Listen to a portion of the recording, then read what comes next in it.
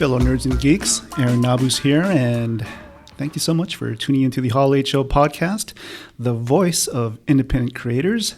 And speaking of voices, Alex couldn't make it today, so I'm joined by the man with the golden voice, my good friend, Jason Lethert from Hero Journalism. Jason, how you doing? I'm doing great. Glad to be here. Thanks so much for inviting me, Aaron.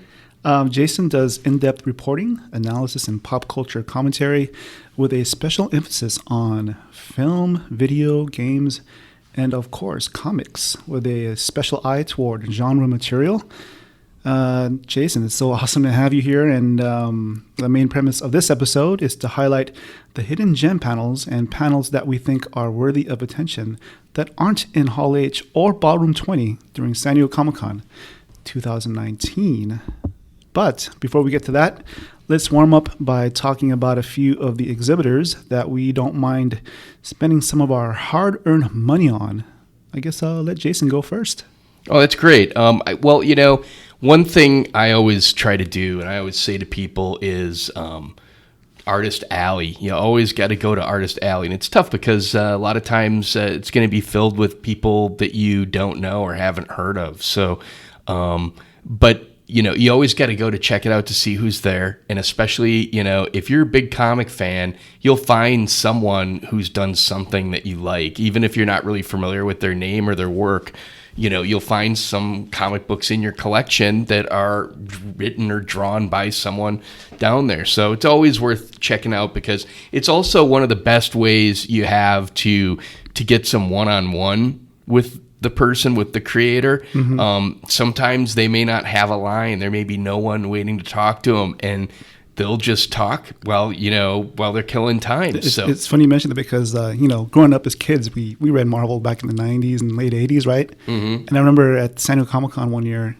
I saw Ron Lim, and he didn't have anybody in his line. And I was like so surprised, I have some memories from early cons with Legends.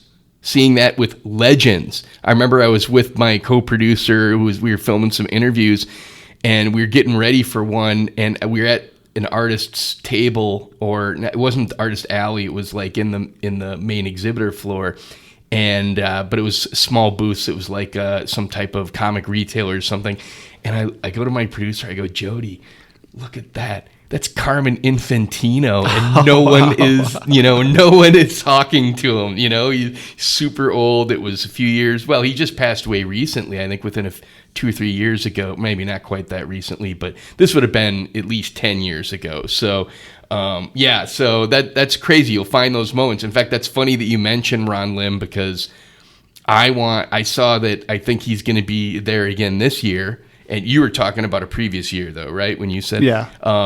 And I saw his name, and I'm like, oh, Ron Lim, I know I've got, but I couldn't place the specific comics that I know him from because he's done so much work, especially at Marvel. Yeah. Which is Silver Surfer was a big one for me. Oh, right, yeah. Right, okay. That's funny because I bet. During the 90s comic explosion, I bought a ton of stuff. Even, Marvel expanded so many titles and put so much out there. A lot of it wasn't top notch, but I was loving the fact that they were giving books to all these little, lesser known characters and stuff. Mm-hmm. Silver Surfer on the more well-known side of that. But I mean, that's when Guardians of the Galaxy first became a real force. They had, had a few appearances, years ago, but never their own book or anything. I mean, that was during Infinity War, Crusade, and exactly. Yeah. Oh yeah.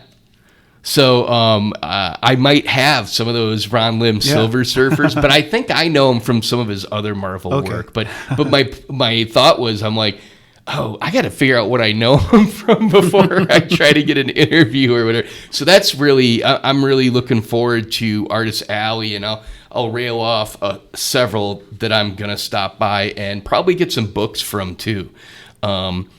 Starting off is Marv Wolfman. He's a legendary creator, has created so many characters in both Marvel and DC's pantheon, and I've had, been lucky enough to talk to him a few times. I interviewed him back in 2001, my first con that I went to where I was, doing interviews, trying to get interviews with people. It was right before the Spider-Man movie came out, and so I talked to him about his work on Spider-Man and everything, and his work on Spider-Man, the animated series. He did one of the first episodes of that, the 4th episode, I think he wrote. So, it's funny because a lot of times when you interview people, at least me, I realize later on, oh, why didn't I ask this or that? Or, there's always there's just new things you find out about their career. You're like, wow, I wish I would have known that to ask him that. And so there's a few things that over the years I thought, oh man, I really wish I would have asked him that. And so I'm gonna try to get a little one-on-one time with Marv Wolfman. Looking forward to that. Another writer that's gonna be at the Artist Alley is Elliot S. Magan, and he's a guy that is just classically known for being one of the most prolific and important Superman comic writers from the Bronze Age to present day. But that's what he's probably most well known for. But he has done so much more, and truly a legendary career. I think. Just in every medium, he's written TV, novels, whatever. So I actually got an interview with him last year, and I covered. I didn't have a ton of time with him anyways, so I couldn't cover his whole career. So I covered the stuff that I mainly knew, and he talked about some of the new projects he's working on. But I did one of the few things rare things that I've ever done in an interview before. I gave Elliot Magan homework. If you can believe that, because he wrote one episode of a 2-part episode from X-Men the animated series, which is one of my favorite all-time stories of any cartoon ever, especially comic book cartoons. And I see a name on here that you're going to be talking about soon who's associated with that. So yes, I digress. Yes. 2 names, one you may not know. But two more names associated with that. So X-Men animated series has some serious representation on my Artist Alley schedule. So I had asked Elliot about his episode of X-Men the animated series he did, which starred the character Cable. It was like really Cable's not his first appearance in the cartoon, but his first like featured appearance where it wasn't just a cameo and he was an integral part of the story or whatever. And the movie Deadpool that had Cable in it, which was the second Deadpool movie, had just come out, and so I asked him about a contrast there. Well, he hadn't seen. I think it was he hadn't seen his own episode in so long. I can't remember if it was he hadn't seen the movie yet, or I think it was that he hadn't seen his own episode in so long. And so I said to him, because I was so like fervent about how much better a treatment of Cable he did in a 22-minute episode. Certain story elements that they hit, even though they had so much less time to do it. And I said, watch those 2 and tell me what you think. And because he was kind of surprised that I was like so big on his cartoon and so impressed with it over what the movie did. And so I said, all right, that's your assignment. Watch that and let me know what you think. And I saw he's going to be back there this year. And I don't know for sure if he's watched all the stuff, but I think he has. And because we emailed a little bit back and forth. I was about to say you should maybe sort of preemptively get in touch with him. I will. I'll pop him an email after the podcast here and give him a little bit of a heads up that I want to ask him about that. So I'm hoping to sit with him again if he has time, and hopefully he wants to talk about that Cable thing. But otherwise, there's just another million things in his career that I could get into. So it's just someone with that level of history. That's always one of the great things. My rule at Artist Alley is you look for the old guys, that have that history behind them. So I want to talk to him. The next guy on the list I have here is also connected to X-Men the animated series. Oh, really? Dan Wiesenmeyer. I didn't know that. Now, Dan Wiesenmeyer, I bought comics from when I was in college. When I was like 19 years old, that first summer break after freshman year, me and a buddy of mine had this ritual where we would get off work and we'd drive a couple suburbs over to this specific comic shop that we loved. And So we made this ritual. Well, Dan Wiesenmeyer was one of the owners. Him and a buddy had he's still a pretty young guy. I think he's, in his, he can't be more than 50 or something. They had just, took their own comic collection and used that as back issues and opened up a comic book store. And it became, a big success for a while. And you grew up in Minnesota, right? Right. This is in the suburbs of Minneapolis, Minnesota in the 90s. And so I started buying my comics there, and he published this little newsletter that he would give out with every purchase. And he started giving updates on X-Men the Animated Series. Well, the comic adaptations are the thing for me. So I'm like, what? Well, it turns out that this, pretty young, dude who opened his own comic store was also an artist and somehow got job working remotely, in Minnesota for the X-Men Animated Series TV show. Started out just doing some promo art and stuff, but then ended up having stuff that was on the show and then became a storyboard artist. And this is all from the guy that I bought comics from, And I doubt his artwork looked like Legos back then, right? That's true.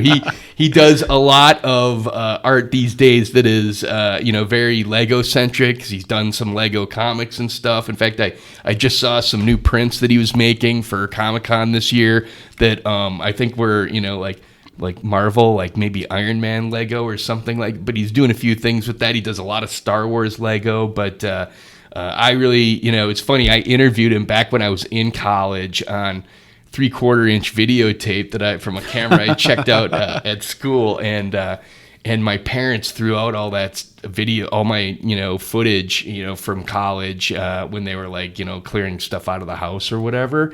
And so I lost that interview, and I might try to get another interview with him. Also connected to X-Men the Animated Series, I think is the one that you saw, was Larry Houston. Mm-hmm. And he's a fantastic artist and storyboard guy, and really, though, director and producer of animated series. And his, I think, crowning jewel was X-Men the Animated Series. And he's really the guy that was responsible for so much of what was great about that show. He's the guy that was cramming in most of those amazing cameos with all the other characters and everything. And so he's been really hitting the convention circuit lately. He's been at San Diego Comic Fest. Mm-hmm. I got to talk to him then, and that was frustrating because it was at the very end, final day, and I ran out of batteries during the interview. No. Yeah, that was awesome. And we were having a great freaking interview too, because we just started talking. After a while, we just started talking about stuff. I just started asking him weird questions about certain scenes and episodes. But we do have that. You have that awesome moment, I guess, the previous year with Larry Houston and Pete Von Schally, right? Oh, right. Yeah. No, that was the same year. Was it the same year? But it was the beginning, because I didn't go the year after that. Okay. I missed it because of a family thing. But yeah, you're right. We so that was not preview night, but it was kind of sort of the opening night, Friday night. Is kind of a little bit more relaxed. It's like a meet and greet, right? Yeah, and they have like a mixer with with drinks and food and stuff like that, and they have some announcements, a little bit of a program. But anyways, mostly you're all sitting there at tables just talking with people, and yeah, we ended up at this table with Larry Houston, and I just ended up recording when and then. They were talking, and then you brought out the script. That's right. That Larry Houston. I had with me a script from X-Men the Animated Series, that was awesome. And I pulled that out, and to see Larry's eyes just bulge out of his, that was hilarious. And next thing he missed actually a lot of the conversation. We were all talking, and he got so into it, he's like, oh my God, look at my notes are on this script, because you could see the handwritten notes. It had been, Xeroxed for all of the, cast and crew or whatever, but you could see the handwritten notes. I think Larry Houston, he's sort of working on, or sort of going to be producing his comic book that he's... Right, yeah. I just found out about that recently, this new comic book that he's developing. I don't know that much about it. I think it's like a story that he's had in the back burner for the longest time, and then he just never had a chance to produce it, and he's going to start, making it now. So that'd be kind of cool to talk to him about. Definitely. But I do have some people I want to see and talk to that are not X-Men the Animated Series related. So let me mention a few of those. There's these two guys that I've seen like every year in Artist Alley. And, you see a lot of the people over again. And so you kind of start to almost like kind of get to know them, especially if you talk to them. But a lot of people that you don't talk to, but they start to become familiar to you in a way. And there's these two guys, brothers, Benton and Anson Jew.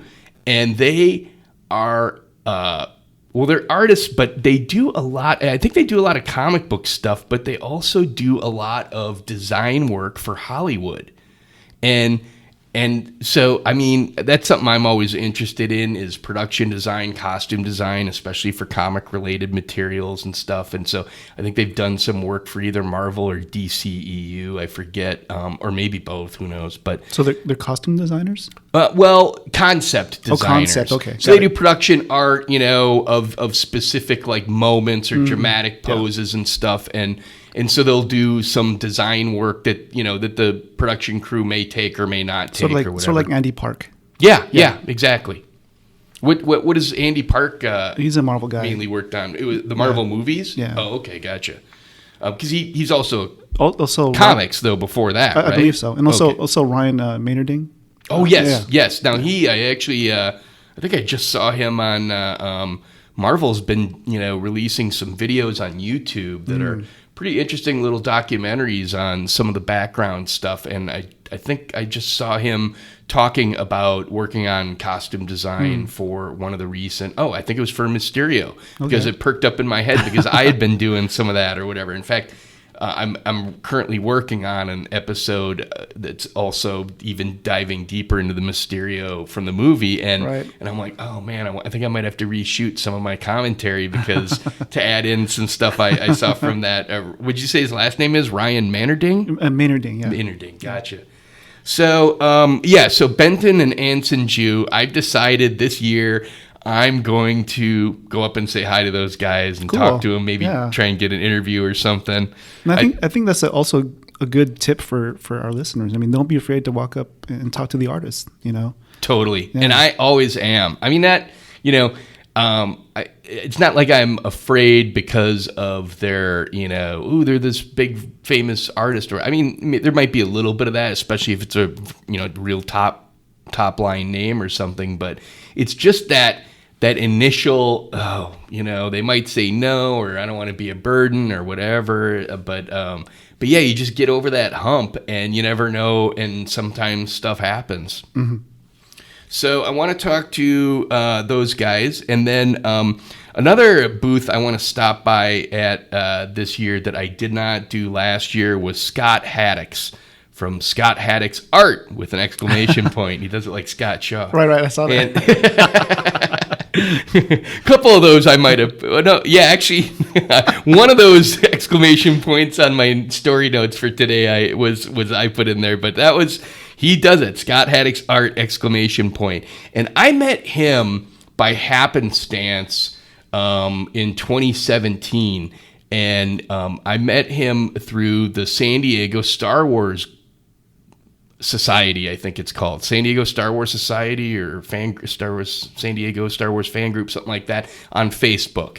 And I'm a member of that, so sometimes I'll see this stuff in my feed, and I saw him posting there, and he was saying, hey, stop by my booth or whatever, and, say hi or whatever. And so on a lark, I just decided to. I stopped by and said hi and ended up having a really nice conversation with the guy. He does a lot of Star Wars art, but he does a lot of just art in general. But he's got a certain series of types of paintings that he does that are, pretty cool. Like he does these like kind of close-ups of specific characters where it's just, them from just above their eyebrows to, just below their mouth or whatever. And, really dramatic up close poses. And so he'll do that of like a stormtrooper or Boba Fett or whatever. And it's a little different than just a normal, bust portrait type thing that a lot of artists do or whatever. Mm-hmm. It's kind of unique. And he does some cool stuff with vehicles. And I love his Star Wars work, but, he does a lot more than that. And he does other, fandom things besides Star Wars or whatever. So that's what I thought about that, I guess. I wanted to see him because I didn't stop by his booth last year. He ended up giving me a free print the first year that I met him and everything. And so just really nice guy, and want to check his booth out again. Cool. Also want to look into some history. So one thing that I was really upset about, I think it was last year, was that I had a chance to interview Gary Stern from Stern Pinball, the legendary pinball manufacturer. I mean, you know, in the history of pinball, especially in more modern days, like from the 70s moving forward, pinball machines you'd most likely be exposed to, the older stuff they don't have around as much anymore.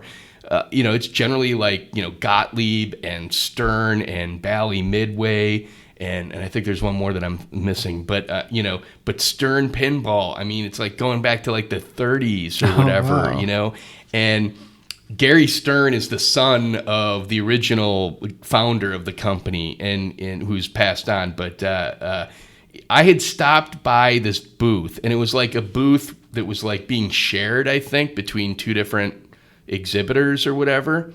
Like it was a 20-foot wide space, and so part of it had some pinball machines set up, and one of them was a Star Wars pinball, and it was a classic Star Wars. It wasn't a classic pinball machine; it was modern, fairly new, but it was you know, Luke Skywalker, Mark Hamill, you know. And I'm like, I stopped to check that out. It looked really cool, and one of the staffers just started chatting me up or whatever, and I'm like, where am I? He's like, oh yeah, you know, we do. Stern, you know, exhibits out of our booth or whatever. We share the booth space, and I'm like, wow, that's good. Stern Pinball. And he's like, oh yeah, well, if you want to come back later, Gary will be here, Gary Stern or whatever. He loves talking to people. If you want to ask him questions, I'm like, oh, definitely. So I ended up coming back the next day, and it turned out that he had left the con early. Like that must have been Thursday or Friday, and I came back on Saturday or Sunday, and he wasn't going to be there for the full con. So I saw that he's going to be there again this year, and so I have my sights set on Gary Stern at booth 2913. I should mention Scott Haddix. If you like really cool Star Wars artwork, Scott Haddix at booth 1829. Most of these other guys are just that I mentioned are in Artist Alley. There is one artist who's going to be outside of Artist Alley, and that's another guy I've seen a lot, and have talked to a little bit casually, but Scott Shaw. Legend. Yeah, he's been around for so long, starting as an assistant to Jack Kirby in the 60s, I think. Definitely the 60s, right? I see him all the time, usually say hi to him, usually pretty friendly guy. And so I thought, you know what, I might, see if I can talk to him and maybe get an interview or something. And he sits right next to Sergio Aragonis. Yeah. And another guy that I've talked to a few times, just a great guy and everything. So I definitely want to hit those guys' area. That's I think I-9 or I-8, I think, which is the small press area. So I'm going to check that out too. And then the last two places I want to definitely stop by, I always stop by. I mean, there's more, I would stop by the Marvel booth and DC booth, but I usually don't. I'm usually just there to get some footage and see what they're promoting and what kind of stuff they have on display from the movies.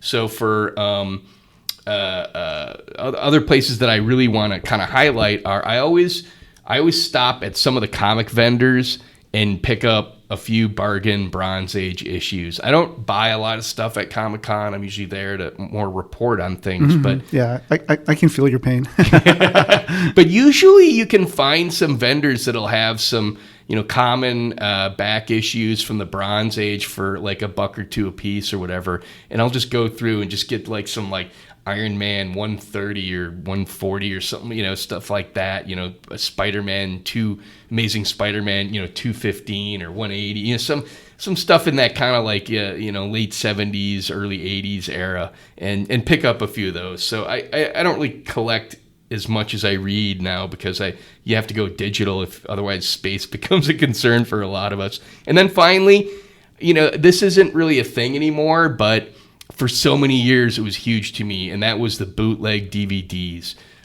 There used to be tons of vendors. They would have tons of bootleg DVDs of stuff that you couldn't find anywhere else. Nowadays it's not as needed because there's the internet. But also I think they kind of chased them out of the con, where part of it was raising exhibiting prices. I know I've talked to one guy that used to sell there for years, and he finally quit going like a few years ago. So there sometimes there's like, I think, 2 or maybe 3 vendors that still have some stuff up, and maybe they sell artwork and also DVDs, but you can find some old classic, cartoons or adventure TV shows that never were released. Maybe some foreign stuff like, Doctor Who. Of course, you can get Doctor Who now through Amazon, but maybe some of the shows that haven't come over to Region 1 DVDs, from PAL or whatever. So like Doctor Who, the Bollywood version? Yeah, right. Well, there you go. I mean, that's one thing you would always be able to get, is you'd always be able to get like the Turkish Superman movie, or the Filipino Batman movie. Just all this crazy, stuff, a lot of unofficial stuff or whatever. You used to be able to get copies of Star Wars Holiday Special, the infamous Star Wars Holiday Special, which I think is required viewing. I'm a little bit of a completionist and obsessive, but I mean that kind of crazy stuff is I think really fun and kind of really required viewing if you're a hardcore fan. That's cool. Cool. I guess for me, like being supporters of independent creators, most of my lists are composed of artists from Artist Alley as well. A lot of them have been guests on the Hall 8 show, starting with Jin Young Kim. He's done work for IDW, like he's done some cover artwork for them.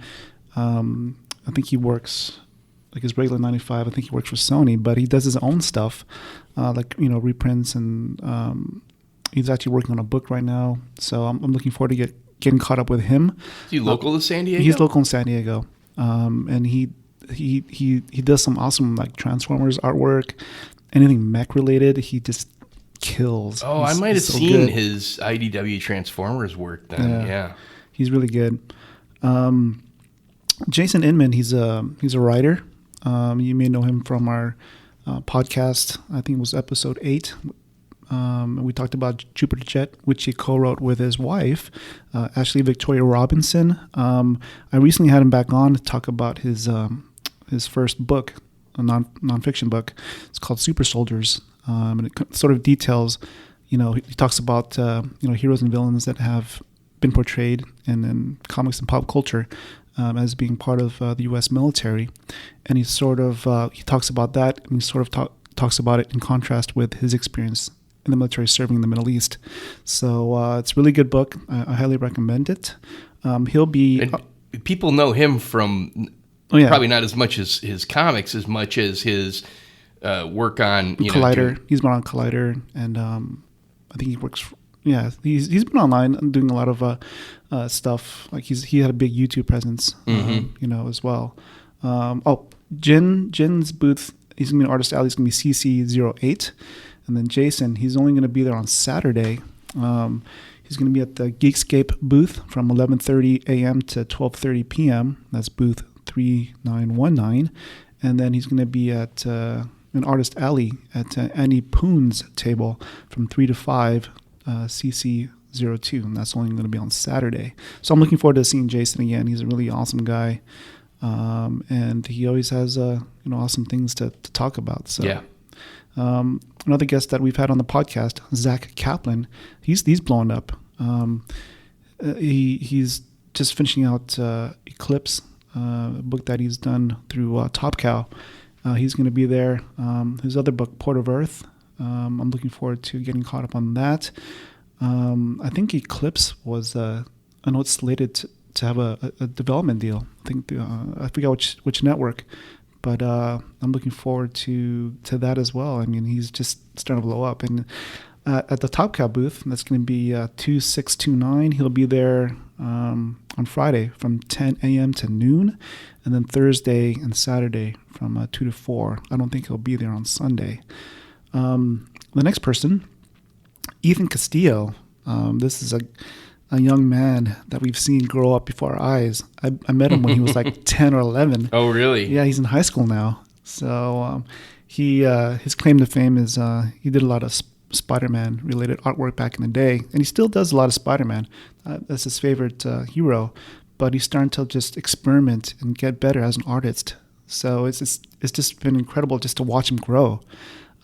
Just follow his Instagram and go to his table at conventions. You'll be amazed at the stuff that he's doing now. From just traditional to like digital, he's starting to just really just spread his wings, And he's still so young, man. Yeah, Wow. I think he's like 15 now. So, and what's good about Ethan is that his family is there all the time. So he has a really good support system. So I think that's been beneficial for his growth. Being Asian, sometimes you get that. They always want you to be a doctor or a lawyer or one of those fields. But to find Filipino and Asian parents who are supportive of their kids wanting to explore the arts, that's incredible. I covered Jim Lee doing that, talking yeah. about his experience with that, about how disappointed his parents were and kind of a little angry that he wanted to get into comic books. And Ethan's going to be at table AA01 in Artist Alley. Maybe that's a good corner spot for him, hopefully. The next person, Leonard Romero. This is his first time being at San Diego Comic-Con, so congratulations to him. Online and social media, he's known as Lensations. I'm going to be posting an interview I did with him at DesignerCon last year. I'll probably post that in a few days ahead of San Diego Comic-Con, but he'll be at Artist Alley EE05, and this guy right here, he's incredible as well. All his stuff is graphite based. It's all pencil art. And he does a lot of Godzilla and kaiju related artwork. Oh, really? So it's really intricate. Leonard Romero you're talking about? Yeah, Leonard Romero. You should check him out. And it's just so like detailed. It's incredible. You'll be blown away. So he'll be at Artist Alley EE05. I'm also a huge fan of the next person, Chrissy Zulo. She does incredible artwork. She's going to be at BB17. It's like I always try to get in touch with her and try to talk to her at conventions, but she's always busy, and I always feel bad, because I don't want to interrupt her, because all these artists are trying to make money as well, and I don't want to get in the way of that. But hopefully this year maybe I'll find an opportunity to get to talk to her for a little bit. The next person, Emily Rocha, I've had on the podcast as part of. She's part of the Accidental Aliens, so she's been on a few times. Accidental Aliens is an anthology group here in San Diego, basically a studio, and they work on an anthology every year. And she's a really good colorist, but I think she's also a really good illustrator as well. Check out her stuff. She's going to be at FF05. The next person, Lee Cozy, he does a lot of work for Lucasfilm. So you'll see a lot of Star Wars related stuff. He's going to be at booth 4820, his own booth. And he's also part of the Accidental Aliens this year for their anthology it's called Creature Feature. So he does his own story. And if you listen to the podcast interview that we did with him and the rest of the Accidental Aliens, he comes from a comic book background. So he's made comic books before. And then he started doing work for Lucas. And then he sort of wanted to get back to his first love of comic books. So getting to know the Accidental Aliens gave him an opportunity to sort of get back to that and tell some of the stories that he wanted to tell for the longest time. I mentioned Accidental Aliens. They're going to be in small press as a group. I'm sorry. If I didn't mention Lee Cozy's booth number is 4820. It's not going to be in Artist Alley. He has his own booth.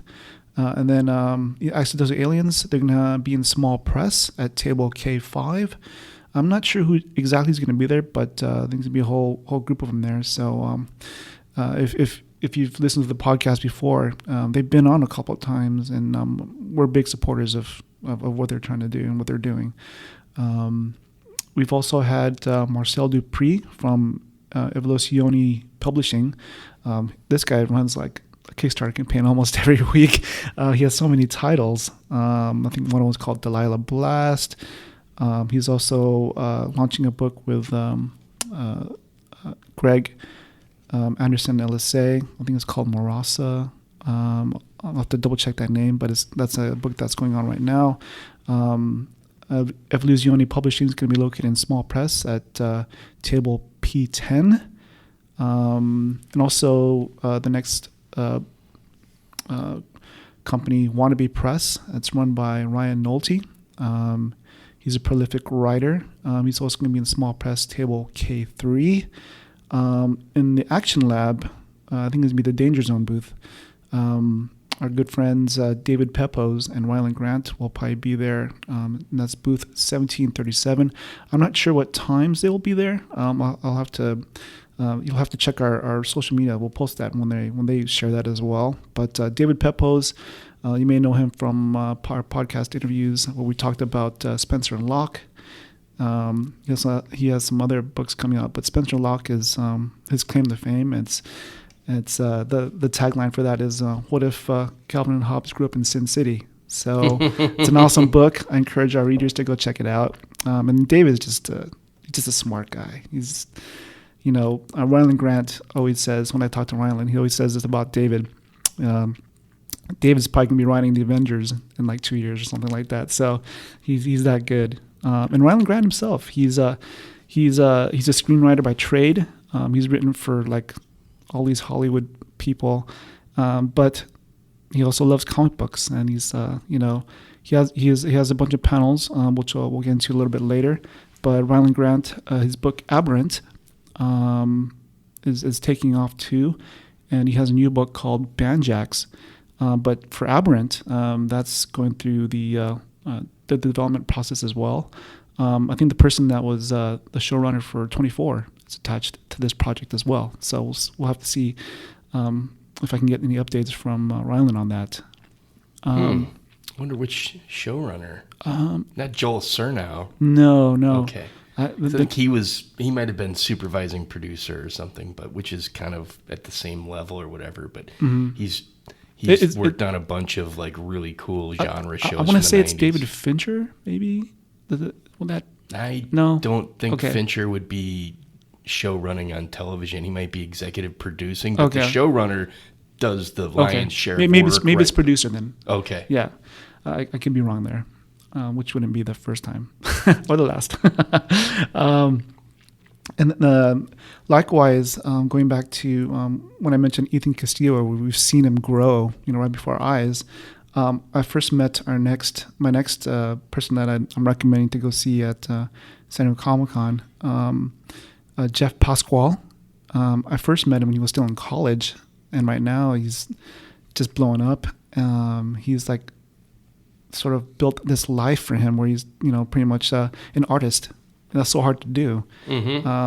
It's also the point where he bought a condo in Costa Mesa. It's a condo / studio. He's getting ready to get married, so he's doing well for himself. But he's a stand-up guy. He's really smart. He's good both.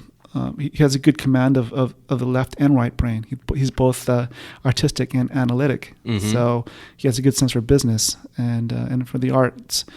He's a really good watercolor artist. So his artwork is based on watercolor. So I remember, back in the day when I first heard of him, I'm a big fan of Samurai Champloo.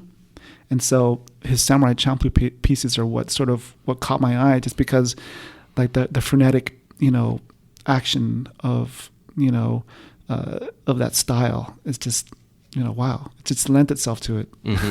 So he's going to be at, let's see here. He's going to be at, he's going to be at booth 4716. And this next person I met at last year, his name is John Yang. This guy is incredible. He's going to be at booth 1803. He just he does a lot of, he can probably draw almost everything. But his art sort of like he takes like a paint approach, but like from like spaceships to like even like an Iron Giant piece that I saw that he did. It's just incredible. And then speaking of Iron Giant, the man himself, probably one of my favorite people that I love talking to at cons, Stephen Frank. He's the creator of. I'm sorry. Before I go back, John Yann's going to be at booth 1803, and then talking about Stephen Frank right now. He's going to be at booth 2204, and it's going to be the Dark Planet booth. That's his production company. Anyways, going back to Stephen Frank, his graphic novel Silver. It's like a noir piece. It's based, if you can imagine, like vampires and con men. It's like, what the hell? But he just makes it work. And he was supposed to end it on the fourth volume, but I think he's going to be making more just because people have sort of gravitated toward it and have supported it for the last 3 years. So I'm looking forward to seeing what he does with it. But he was the supervising animation supervisor for Iron Giant. So, wow. Yeah. So he comes from an animation background, and the thing about what he does is that he takes his experience working on film, and he sort of uses that for comic books. Mm-hmm. So if you look at a lot of his comic book art, it's really thematic, and like his angles and all that, coming from his movie and animation background really accentuates what he's trying to showcase. Mm-hmm. So and then Stranger Comics. I don't know if you're familiar with Stranger Comics, Jason, but with the end of Game of Thrones, I think HBO has been looking for their next sort of fantasy hit. Mm-hmm. And Stranger Comics has the person there that started Stranger Comics, Sebastian Jones. He created his fantasy universe called it's based on a character called Niobe. So he's been talking to HBO. Oh, really? Wow. Yeah, there's something going on there. So I'm looking forward to seeing what you can tell me, or hopefully you can tell me about something. Right. So, but last time I was up in LA. We were at an event, and Stranger Comics had a booth at this event, but he wasn't there. And one of the guys that works at Stranger Comics, Daryl May, told me that Sebastian's at HBO right now, so that's why you couldn't be here. Oh, sweet. So if our listeners are huge Game of Thrones fans, check out Stranger Comics at I forgot to take down the booth number, but they're gonna be at San Diego Comic-Con, and they're gonna blow up, man. It's gonna be crazy. So cool. Hopefully I can. They're always busy anyway, but hopefully I can talk to Sebastian and get some 411 on this HBO thing. Oh, sweet. And then Hero Within. I'm a huge supporter of Hero Within, and what Tony B. Kim, otherwise known as Crazy for Comic-Con, is doing with Hero Within. We first, they started in 2016 when we started our podcast, and Tony's been around doing the Comic-Con thing for a while, and he used to throw these events in San Diego Comic-Con called the Game of Bloggers. So Game of what? Game of Bloggers. It used to be an Bloggers? event. Yeah. Okay. It used to be an event that was... I hiccuped right as you were saying. Sorry that I wasn't sure I heard it right. But yeah, go ahead. It was like a little get together on preview night for content creators, So that was always fun. Yeah. But this year they're taking a break. But he's been working on Hero Within really hard, and his efforts are starting to show. He's managed these licensing deals with both DC and Marvel. So, and he developed this exclusive sort of like a jacket in conjunction with San Diego Comic-Con. Oh, wow. So, I'm just I'm so happy for his success. And if you remember, if any of our listeners remember that episode, I think in 2016, our first one, when we were looking for somebody to have as our first guest, like I didn't stop and think, I wanted Tony to be our first guest because I'm a big fan of his, and I look up to him, and he just shows what somebody who what somebody can do with their fandom Mm-hmm. if they take it to in order to take it to the next level, what they can do. And so he should be he's a prime example of that. And make sure you also go check out his panels that he's going to be having at San Juan Comic-Con based on building a geek business. So I'm looking forward to that. Here Within, go check them out. And also, do you remember the movie Snowpiercer? Oh yeah. They're gonna be, I guess they're developing a TV show. TBS is. Mm-hmm. They're gonna be at booth 4215, and I don't know if you remember in the movie, but they're what they would eat for sustenance. I actually haven't seen it yet. Oh, okay.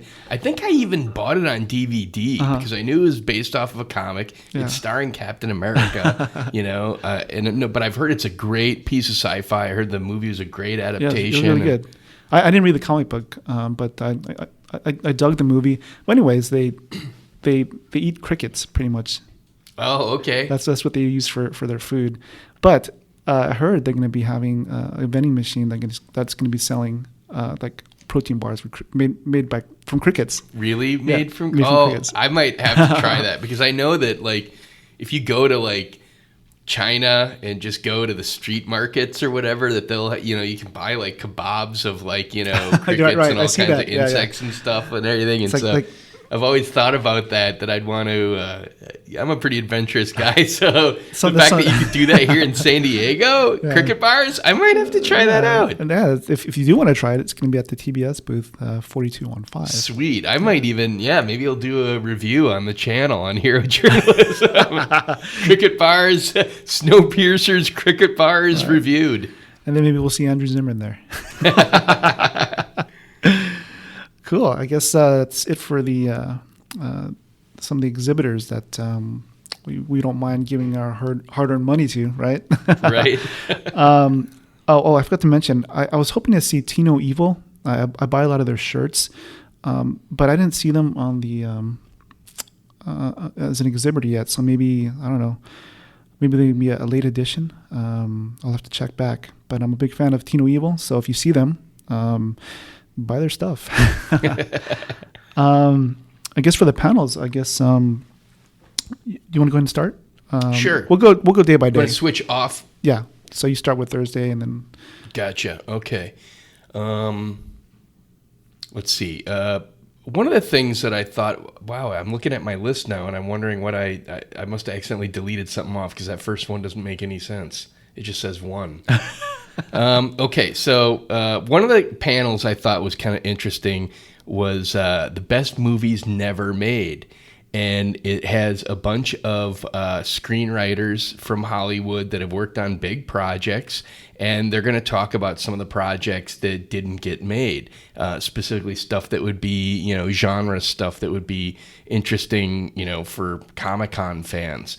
And that's kind of an interesting thing for me. I followed a lot of film productions that never came to fruition, and especially stuff that, that would be like really sought after by geeks and nerds, comic book adaptations that never, came about. There's that, James Cameron almost directed an X-Men movie in the 90s before the real Fox X-Men movies came out. Crazy stuff like that is so fascinating to me. So I thought that might be, to be honest, my panel schedule is not completely set in stone because I know that you're experiencing the same thing, that you're finding so many panels that you want to go to that are conflicting with other panels you want to go to. But this is a look at some of the ones that I'm definitely have got on the list right now. Another one is Afrofuturism, Black to the Future. That sounded really cool because, obviously, especially because of the Black Panther movie and the recent Black Panther comic books, I think that's become a topic that has become a little bit more prominent to people, a little bit more just something that's a hotter topic. And so I've seen that they've had this panel at Con before, but it was interesting that it looks like they're going to be taking a historical look and looking back at Afrofuturism from earlier periods from the late 20th century, and so they mentioned something on the panel description about Daffy Duck being like one of the first black characters in cartoons, and I found that very interesting, and so that's one panel that I was thinking about checking out. Oh, and also just to remind our listeners, there's last year they debuted the Afrofuturism Lounge. That was at the Brokers Building last year, but there's going to be at a new location this year. It's going to be Friday and Saturday. I'll share the location and information on social media. And it's funny. I used to meet at the Brokers Building all the time with filmmaking friends. One of the people on our filmmaking team had a little art studio space in the Brokers Building, and that's where we would always have our film meetings or whatever. But it's going to be at a new spot this year. Yeah. Okay. Well, I'm going to have to check back with you when they determine that, so I can check that out. Cool. Another one that this is kind of crazy, especially since it's about a TV show that has gotten so much backlash because of the finale. No, it's not Game of Thrones related, folks. It's Lost. The Fans Unite, or maybe is it Reunite? I don't know. But it's these two guys that do a big Lost podcast, and they're gonna do a reflection on the show, and it's definitely one of my favorite all-time shows. Even the ending that was so controversial that so many people backlashed against, I guess.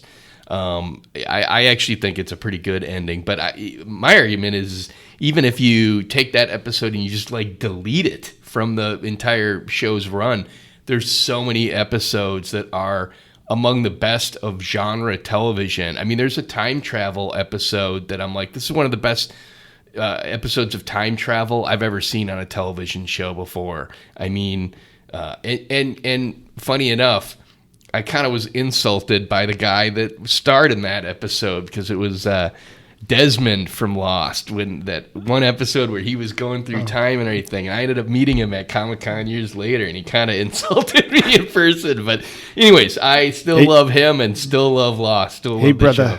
Exactly. Hey, brother. Oh, I love that dude. And because he was there. He was at Comic-Con promoting the 100 TV show that he's in. All right. And that's another story for another day. And then there's another panel on Thursday that I thought sounded really interesting. It's called Long Story Short, The History of Mexican Comics. And I had just seen a YouTube episode on, I think it was a Nerd Sync, really good YouTube channel. I don't know if you ever, they mainly cover comic book history. And they were doing an episode on Mexican Spider-Man comics and how the Mexican comics were reprinting old American Marvel Spider-Man comics, right? But they were printing them 5 days a week. And so after several years, or at least weekly, whatever, I forget what the specifics were, but they were printing them much, faster. But they had this huge backlog of comics to do it. So they ended up starting to make their own comics to fit once they started running out of comics or whatever. And in the Spider-Man comics in Mexico, Gwen Stacy never died because everybody loved Gwen Stacy so much. They kept doing comics with her, and I think he might have married her or something crazy like that. I mean, it was just a fascinating story. And so when I saw this panel that was going to be on the history of Mexican comics, I just thought that might be kind of interesting. So I thought I might check that out too.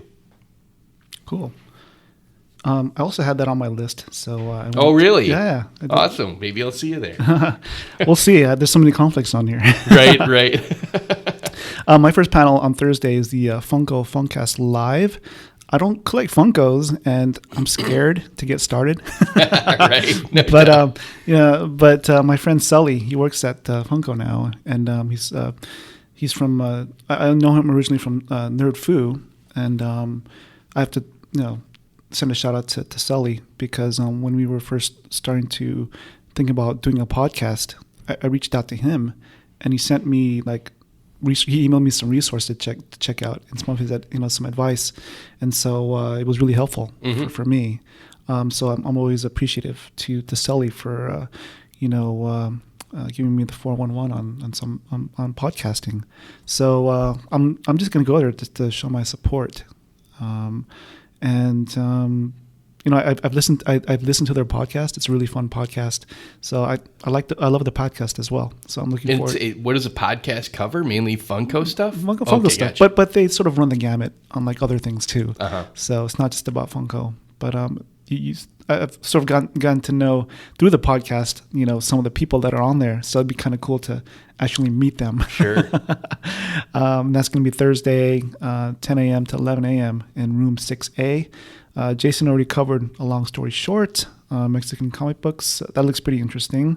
One thing that I think something that's on the rise is tabletop gaming. So there's a panel called State of the Tabletop Industry. That looks pretty interesting. I have a good friend. His name is Jason Colston. And if you're listening, Jason, what's up, Jason? He's really big in D&D, and each time I go visit him in Orange County, him and his wife throw these parties, and everybody's playing these tabletop games. So he'll probably get a kick out of this panel.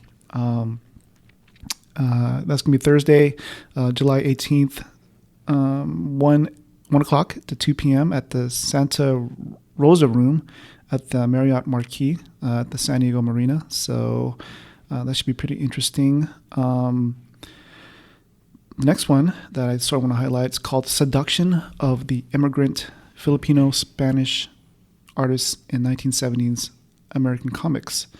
This will be pretty interesting. The panelists are going to be Jim Thompson, Alex Grand, and N. Scott Robinson. I believe these are comic book historians.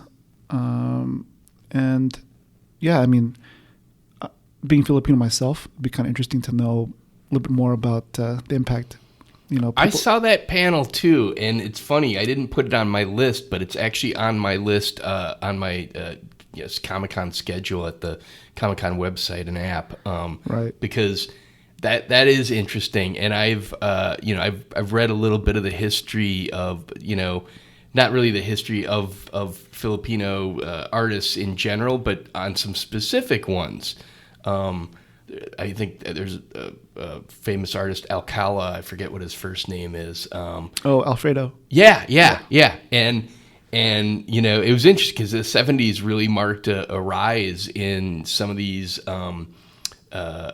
South American, but also Asian artists that came into the American comic book industry. And it's kind of like, I think for most audiences, especially like from, the Bronze Age, don't really realize that. You might have seen a name here or there in the credits as a one-off, but not really realized how much of a movement and how much they started to contribute to the comic book industry. Definitely.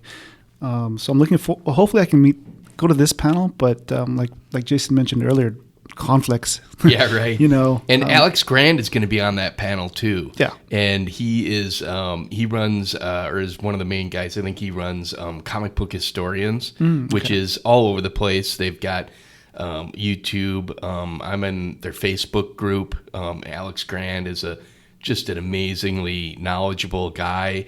I've actually talked to him a little bit about. I posted some of my comic book history videos in his group and gotten some great feedback from him. And it was funny because it's almost like get a little nervous because those guys are so knowledgeable in their comic book history that it's by talking to a bunch of Arlins. Yes, exactly. And that's going to be Thursday, 3:30 to 4:30 at room 26AB. And it conflicts with this next panel featuring one of my friends, Travis Rivas. He's a writer and part of the Accidental Aliens. But this panel is called Giving Voice to Independent Creators.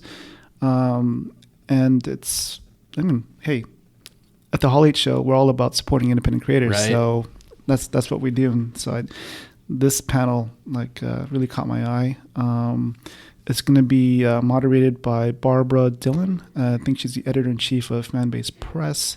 And a few of the other panelists besides Travis will be Lisa K. Weber. She's from Hex 11. Kelly Sue Milano. She's also from Hex 11. Lindley Forrest, also from Hex 11.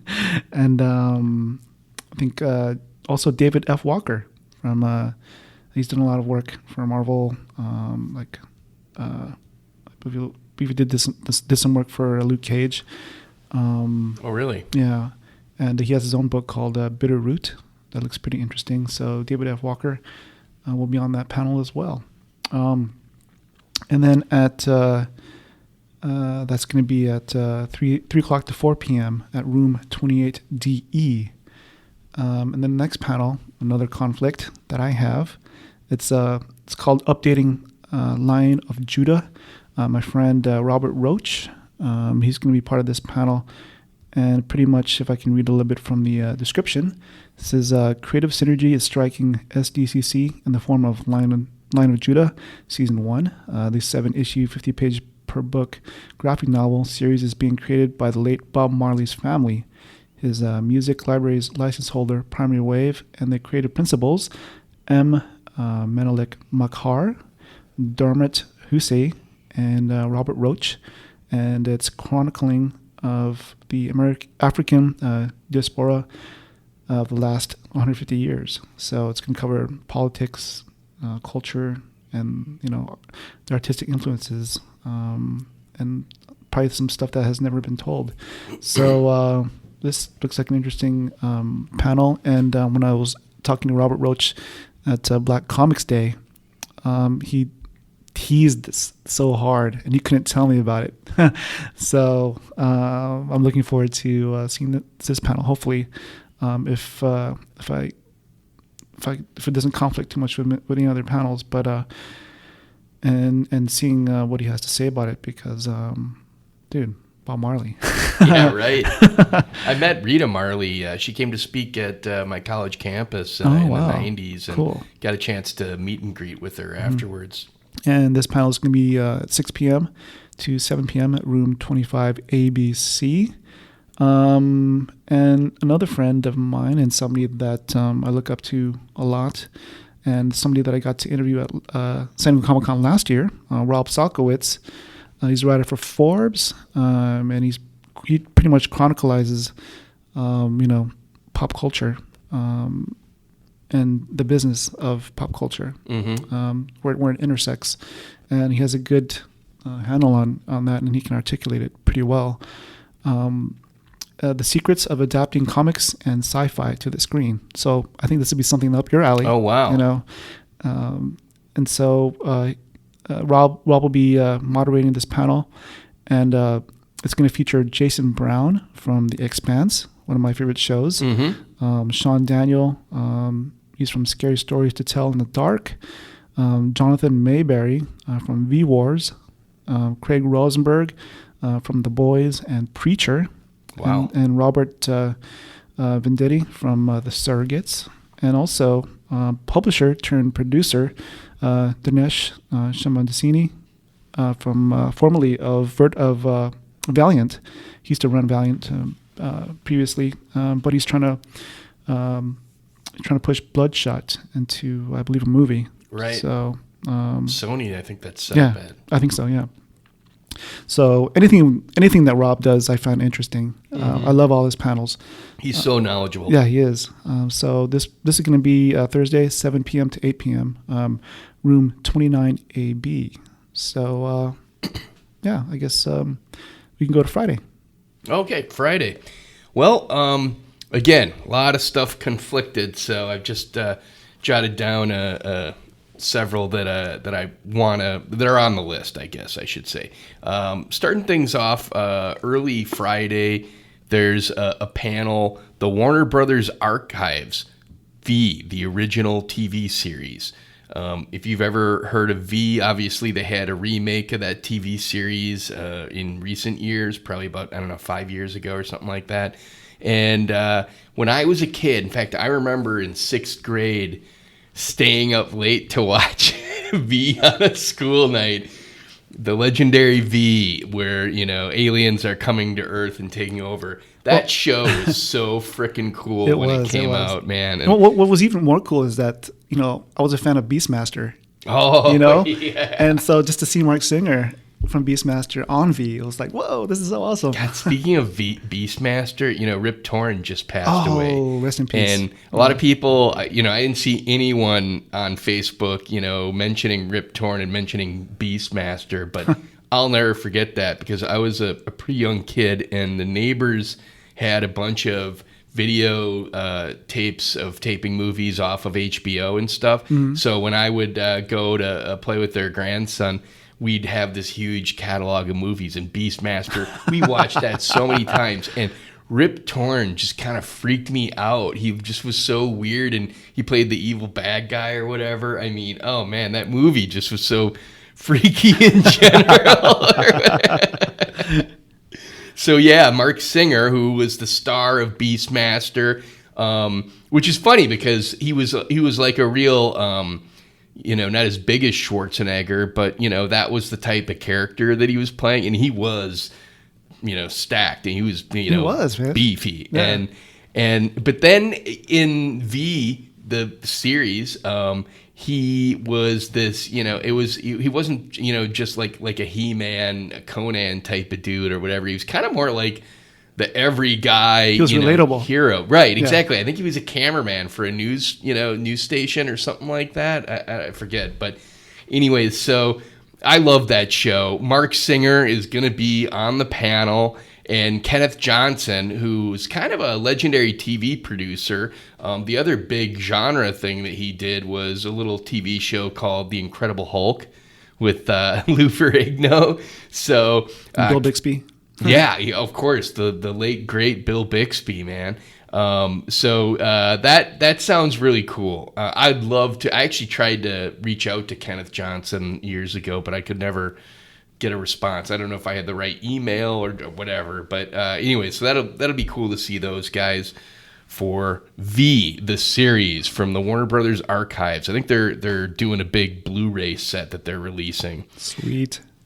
And then next, fan celebration of Batman in animation, and that sounds cool because it's looking back at the history of Batman in cartoons, but I'm sure it'll have a heavy influence of the recent stuff because on the panel is Dan Reba, who is one of the producers of Batman, writers and producers of Batman the Animated Series and a lot of the DC animated universe stuff that's come out since then. And then this other guy I hadn't heard of, but Mark Goquin, he was apparently a character designer on Batman the Animated Series. So they're going to look back, and I hope they're going to do some historical stuff, maybe look at some of the old Batman cartoons from, before the era. Obviously, everybody likes to focus on Batman the Animated Series because it's so, just beautiful, gorgeous, awesome animation. But it sounds like they might also have a little bit of a historical look, and that's me. I always love looking back at the history of stuff. So looking forward to that. And I've actually kind of met Dan Reba online, with Twitter and Facebook. Every once in a while, get some reply to your comments or whatever. So I thought that might be fun to see him in person. Another thing I thought might be interesting, I'm still a little bit undecided, is the Tarzan, John Carter of Mars, and the Edgar Rice Burroughs universe. And it's a panel that's talking about all of the, those properties that are under that Edgar Rice Burroughs banner, who, still that, the estate of Edgar Rice Burroughs is still very active in making new stories based off those characters for novels, comic books, obviously even movies. We've had, the famous flop movie John Carter of Mars from like about a decade ago that Disney put out, but and also we just had a Tarzan movie. Tarzan is really every couple of years it seems like there's a new movie or TV show coming out about it. So it's just one of the real legendary, roots of adventure fiction. And so it kind of still has a soft place in my heart. I still remember, as a kid, watching the old Filmation Tarzan cartoon, which I still love to this day. It's a really good classic cartoon, especially in the 1976 when there was not a lot good on cartoons. And then also Greystoke, The Legend of Tarzan. I mean, that was like, I think one of the first times the Tarzan mythos kind of got a, like a pedigree of like Oscar nominations and such. Most of the old stuff, the Johnny Weissmuller Tarzans is looked as, Saturday matinee stuff for kids and everything. And so that was like, I think one of the first times, the intelligentsia of film commentary where, look at the new Tarzan movie or whatever. It was starring the guy from Highlander, right? Right, yeah. Christopher Lambert. Yeah. Early Christopher Lambert before anyone knew who he was. And yes, well before Highlander, yeah.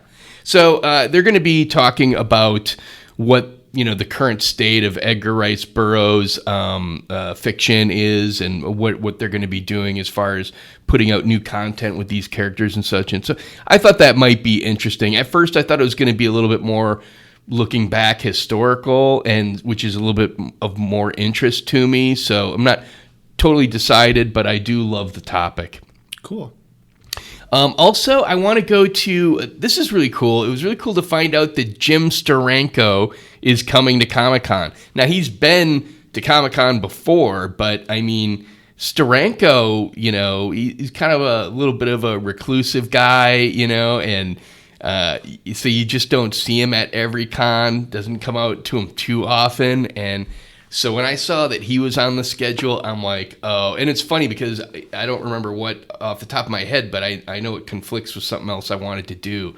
And I'm like, and I went with Steranko on the list for our conversation today because that's what I'm leaning towards, because you just don't get a chance to see him too often. And he's starting to get up there in age. He's one of the few, like Silver Age guys that's still around, and still does go to cons and such. And he's just such a legend. He's a legendary name. He, I call him the first rock star comic book creator, that really had that rock star persona, I don't know. Are you a fan of Steranko? What do you think? I agree, man. I mean, yeah. I mean, what else can you say, right?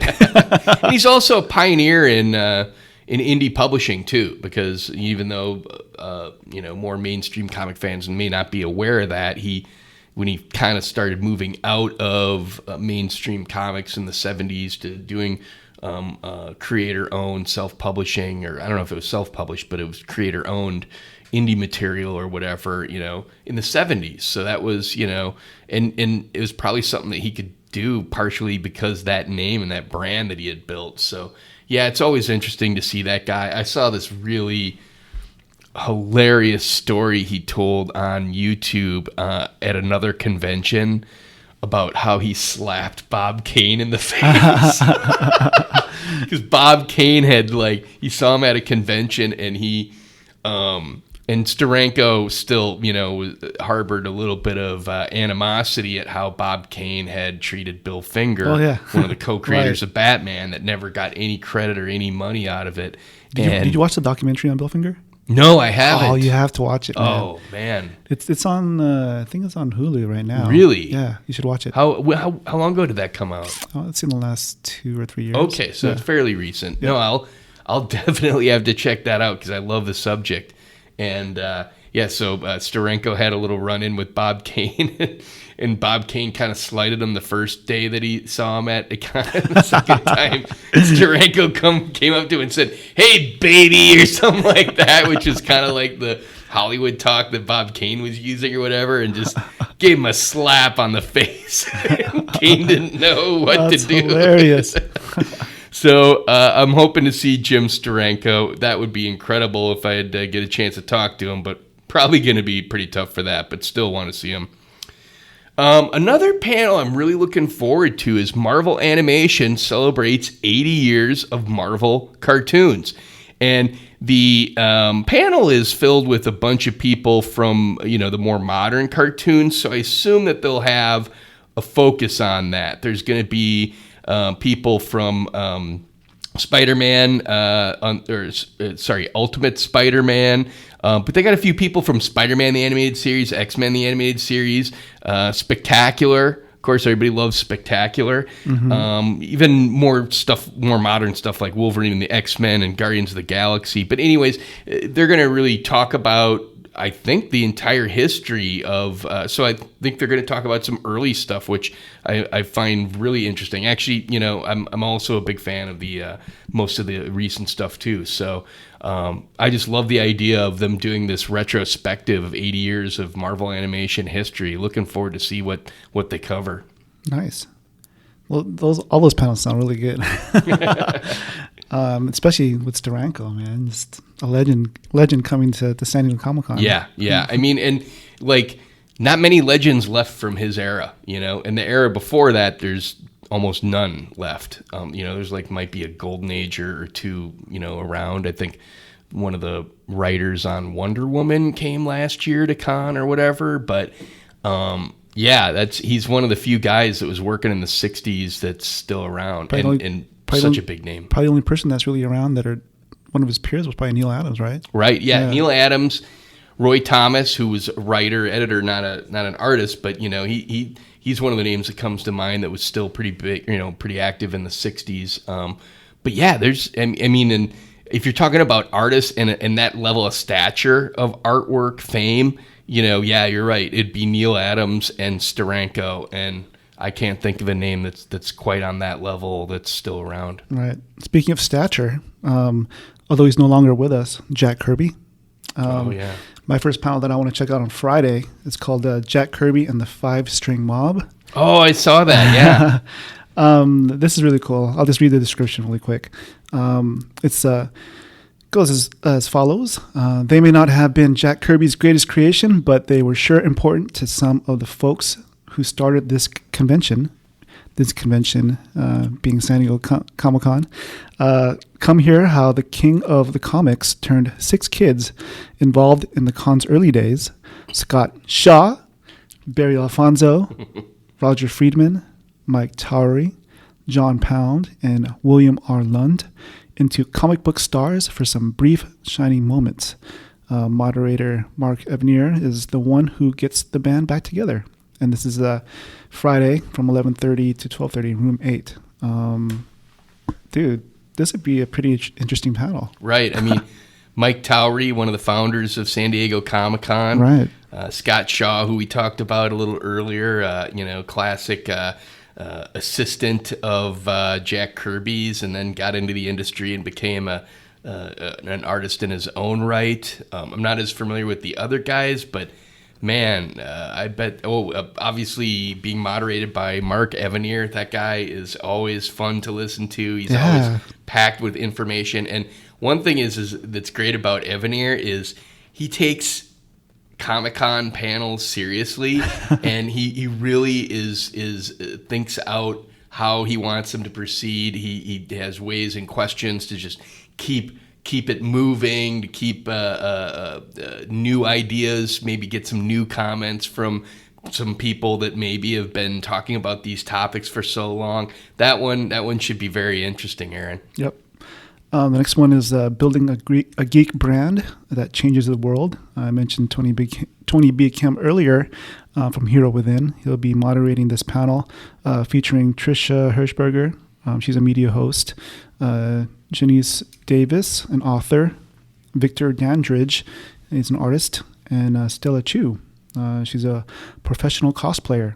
This one takes place on Friday, July 19th from 12 p.m. to 1 p.m. at the Grand 10 and 11 at the Marriott Marquis, San Diego Marina. So, Tony does this one every year, and he has different geek entrepreneurs on there. So I always find that this panel interesting as motivation for myself as well. Oh, yeah.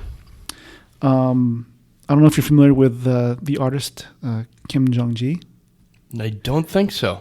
Dude, if check him out after this podcast later on tonight or today, but look at his videos on YouTube. He'll start at a certain spot and he'll just draw from there. It's incredible.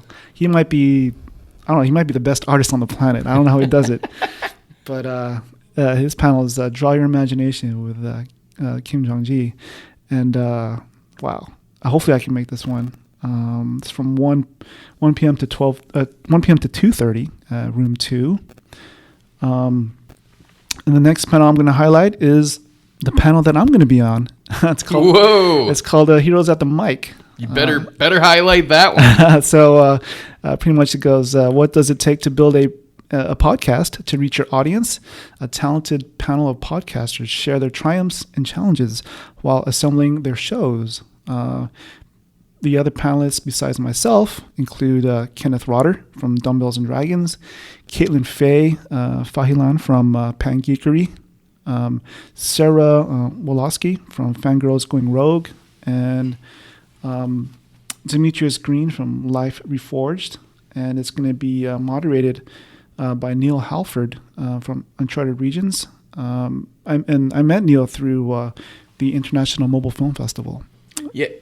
I'm a friend of Neil's. Okay, I've known cool. him for a number of years. Nice. From meeting him through the local San Diego filmmaking Yeah, community. he's a film. I didn't know he was. I didn't know that he was the moderator of that though. That's awesome. And just to put in just to add a little flavor to this conversation, we are at the library, the Central Library here in San Diego. That's near the convention center, and the auditorium where it's going to take place, the Neil Morgan Auditorium, is a stone's throw away from here. So it's just right across. So, and that's going to take place 4 p.m. To 5 p.m. What's the name of the auditorium? The Neil Morgan Auditorium. Neil Morgan Auditorium. Yeah. Okay, one of the off-site events. Yeah, it's right here. Right. So that's. You mean in the library? It's outside. Oh, it's across the adjacent. street. Adjacent. Yeah. Gotcha. Okay. So that's going to be a fun panel. My first Comic-Con panel ever. So That's fantastic. Yeah, I'm looking forward to this experience. Congratulations, Thank you Hall so H. much.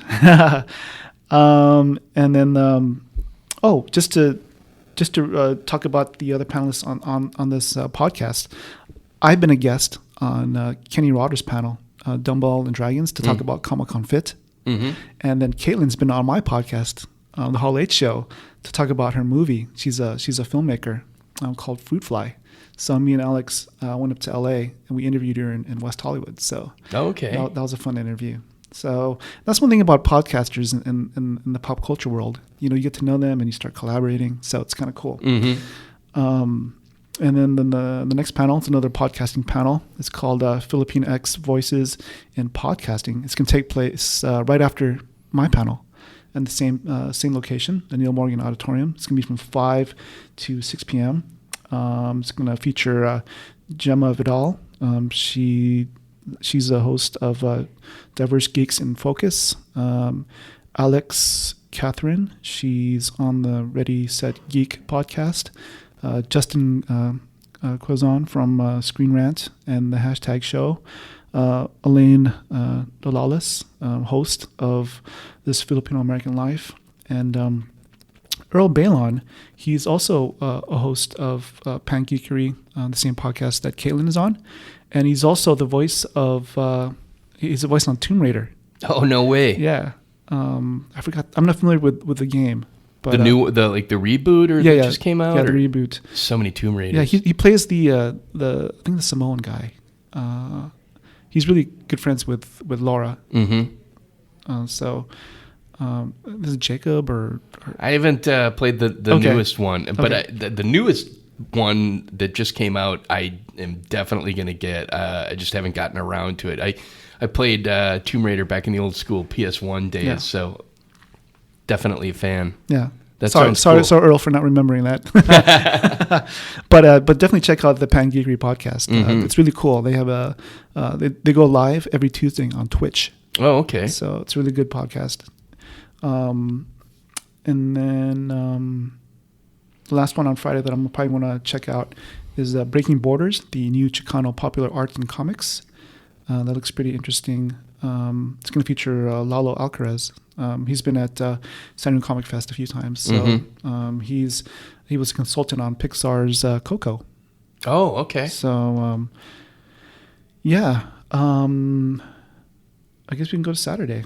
Saturday. All right. Well, you started your Friday with Jack Kirby, and so I'm starting my Saturday with Jack Kirby. The first panel that I've got scheduled for is the history of Jack Kirby. And it's funny. I think it's actually one of the few Kirby panels that doesn't have Mark Evanier moderating, because he's another assistant of Jack Kirby's, along with Scott Shaw. I think this one's going to have Scott Shaw and another. Oh, it's got a couple people. I know Mike Barron, comic book artist, is going to be on there. I'm sorry, Mike Badger.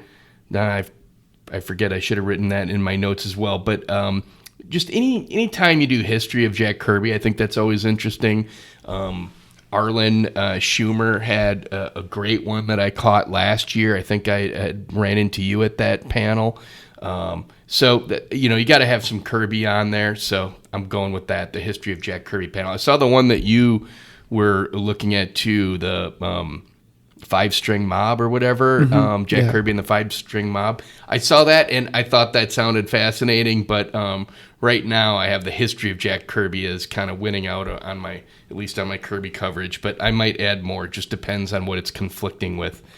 I think a Kirby panel is requisite for congoers. That's exactly. And like, you gotta, especially if you're, especially for San Diego Comic-Con, right? Right. Oh yeah, definitely. He was such a huge part of it. And he was the first special guest. Yeah.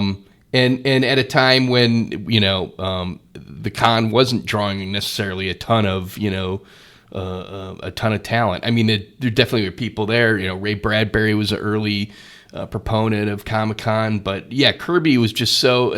Of course, part of that is he had relocated to California at that time from New York. A lot of the comics pros were still, based in New York, and so he really showed it a lot of support at a critical time when it needed it. It was just a really fledgling outfit. Cool. Yeah, so Kirby, history of Kirby. Also, I've got kind of a fun one that I'm planning on. Again, there's some conflicts, so I haven't decided 100%, but Scooby-Doo's 50th birthday bash. I saw that. I'm a huge fan of Scooby-Doo. Now, they've got a lot of talent, I think, from the recent Scooby-Doo cartoons that's going to be on the panel. So I'm sure, as usual, there'll be a heavy focus on some of the more recent cartoons, or maybe even what's coming up next. But they do say 50th birthday bash, and that they're going to be looking at the whole history. And I think that just that original classic series was just still an important, landmark in cartoon and genre history.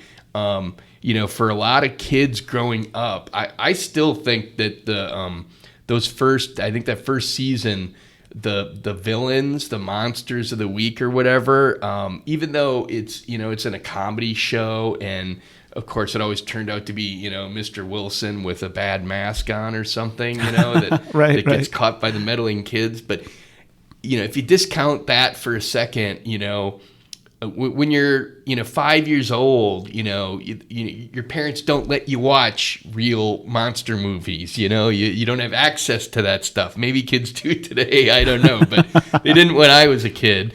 I mean, we didn't have cable, let alone internet. So watching these on reruns after third grade or whatever was for a lot of us our first exposure to monsters and monster movies, and even though it was done in a very comedic show, a lot of those character designs were actually really cool monsters, and if they rewritten a little dialogue, it could just as easily have been a really scary show. So I love it, and I've been planning on maybe doing this as a video on the Hero Journalism channel, but a while back I bought an old DVD set of Scooby-Doo, the original shows, but it's a special edition DVD that comes in this box that's the shape of the Mystery Machine and everything, and like unfolds and opens up and everything. And so Nice. I've been thinking about doing an unboxing of that. I still actually haven't even opened it from getting it off of Amazon. So I'm a big fan of Scooby-Doo, and I thought that would be cool to check out. So let's see. Next up on the list, George Takei. They called us enemy. Right. Are you familiar with George's history with internment camp? Right. Yeah. History with World War II. Yeah, George had was just as a very young boy was a Californian, an American, born in America. His mom was born in America, but his dad was born in Japan, and so they rounded him up with other Japanese and during World War II in one of the dark chapters of American history. And George has relayed that story a lot, of course, in his memoirs and such, but then turned it into an award-winning play that actually started here in San Diego at the Old Globe Theater. Before it went off Broadway, etc. Just an amazing story, and so they're doing a panel where he's going to be talking about that. And what was it called? Allegiance, right, or something like that? Right. The play was called Allegiance, exactly. Yeah. And I think he might have a new book talking about it in more detail than his previous memoirs coming out or something. But just an amazing story, amazing part of history that we can't forget. I love George Takei. I love Star Trek, the classic Star Trek. Loved him in it. And so it's always good to see him. And he's a really fun and interesting guy. I get to meet him at the premiere. Yeah, actually, it was the premiere here in San Diego of a documentary on him from a couple years ago called It's Okay to Be Takei. And so I got to meet him, and I think his husband's name is Brad. Great people. Always fun to watch them and listen to them talk. So that's one panel that I've got planning for Saturday. Another panel I've got is 35 years of TMNT, Teenage Mutant Ninja Turtles, with Kevin Eastman. And, I just remember when I was a kid, seeing that comic on the shelves, the original version that was all dark and grim and gritty. And then the cartoon pops up, and then just to see it like explode into this generation spanning franchise of you can't even say of comics or of toys or of cartoons, because it's of everything. I mean, they've made movies out of it, they keep rebooting it. It's just amazing. And Kevin Eastman is a really interesting guy, very talented artist, and it's amazing to see how his career has tracked, and he's going to be there on the panel. So that one sounds like it'd be a pretty interesting one to catch too.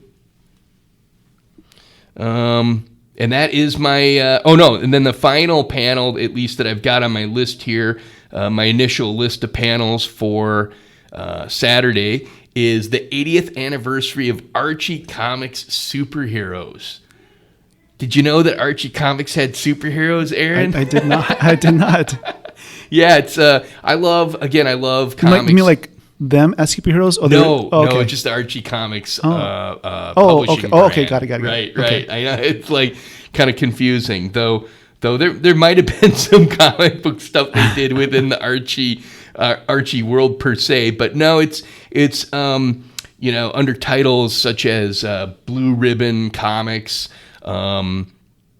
And some of the different, titles, because, Archie, they did, as with all publishers, had their published multiple genres of stuff. So even though it was Archie, which we all assume is just that title Archie, the publishing group covered a lot more. And so it sounded like it would be pretty interesting. In fact, I think MLJ might have been a specific imprint under Archie that they did the superhero stuff through. I'm not really super familiar with it, but they've got some interesting people on the some people from Tomorrow's including John Morrow, but a few other people from their group, and Michael Uslan, the producer of the original Batman movie, and still continues to produce on the Batman movies to this day. He's going to be on the panel, and again, I love superheroes, I love comic books, and I love history, and so I love the history of comic book superheroes and finding these little, lesser known corners of the history that, people just don't talk about as much. And so when I saw that panel, I thought, wow, Archie superheroes, that's a lesser known area that Nice. people don't talk about as much. For sure, man. So that's my Saturday schedule, at least the preliminary that I've got listed so far. Cool.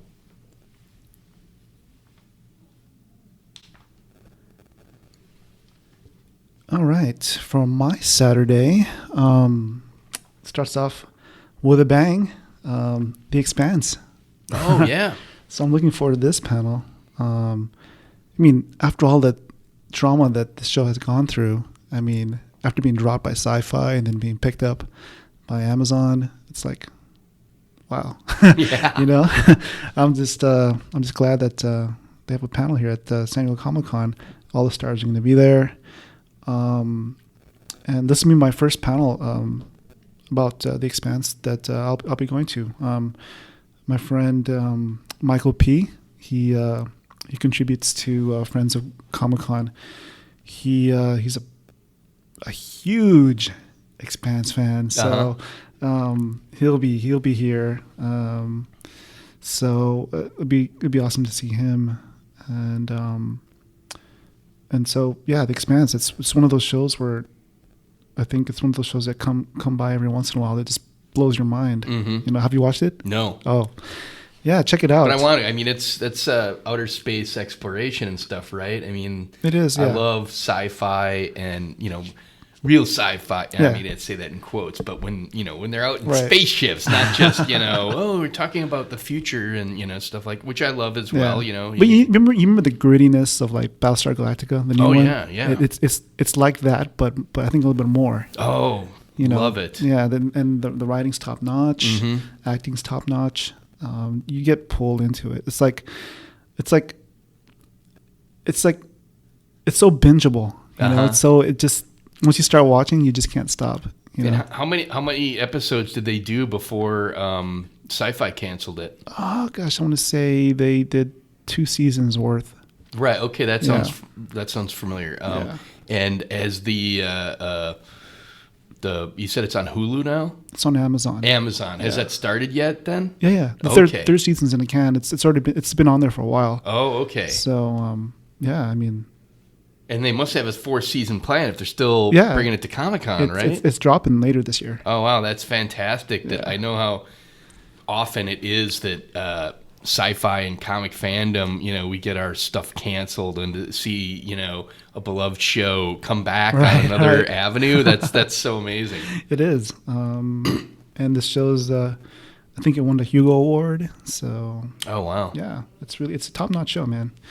And then the next panel, the Expanse panel is going to take place Saturday, July 20th, 1 p.m. to 1:50 at the Indigo Ballroom, Hilton San Diego Bayfront. So the next panel is the Action Lab Comics Creators Spectacular. I've gotten to know a few of the creators that are involved with Action Lab Comics, namely David Pepose, who I mentioned earlier, and Rylan Grant. They've become pretty good friends, and they've been on the Hall H show a couple of times, numerous times, and I'm thankful for them coming on because I know how busy they are. Mm-hmm. So it's really cool when you have creators that are willing to spend some time with you and share what they're doing and get you caught up. And this, I think it's going to be moderated by Dave Dwanch. I'm not familiar with Dave Dwanch. And yeah, I'm just looking forward to seeing what David and Rylan have to say on this panel. It's going to take place Saturday, 1 p.m. to 2 p.m. At Room 4. The next panel, I don't know if you're a fan of Peggy Carter. Oh, yeah, for sure. Haley Atwell. Yeah, well, I don't know if Haley is going to be here, but there's a panel called Peggy Carter Probably Saves the World. I saw that panel on the schedule. Yeah, and this, I mean, I was a huge fan of the show and of Haley's portrayal of Peggy Carter. So I'm curious to see what they have to say on this panel. It's going to feature a few people. It's Jennifer Riddle Carey. She's from the Flamingo Girl. Gavin Carmen, Gavin Cole Cosplay, Christina Hedberg, Order of Gallifrey, my friend Lisa Lower. She's from Sci-Fi Coalition. They're from here in San Diego. And she's the fiance of my friend Sean Richter. He's a pretty prolific cosplayer here in San Diego. Oh. He's a really cool guy. And then it's going to feature experts Matt Deckard, the chap. He's a hat consultant. And I don't know if you're familiar with this person, Dr. Andrea Letamendi. No. She does. Oh, wait.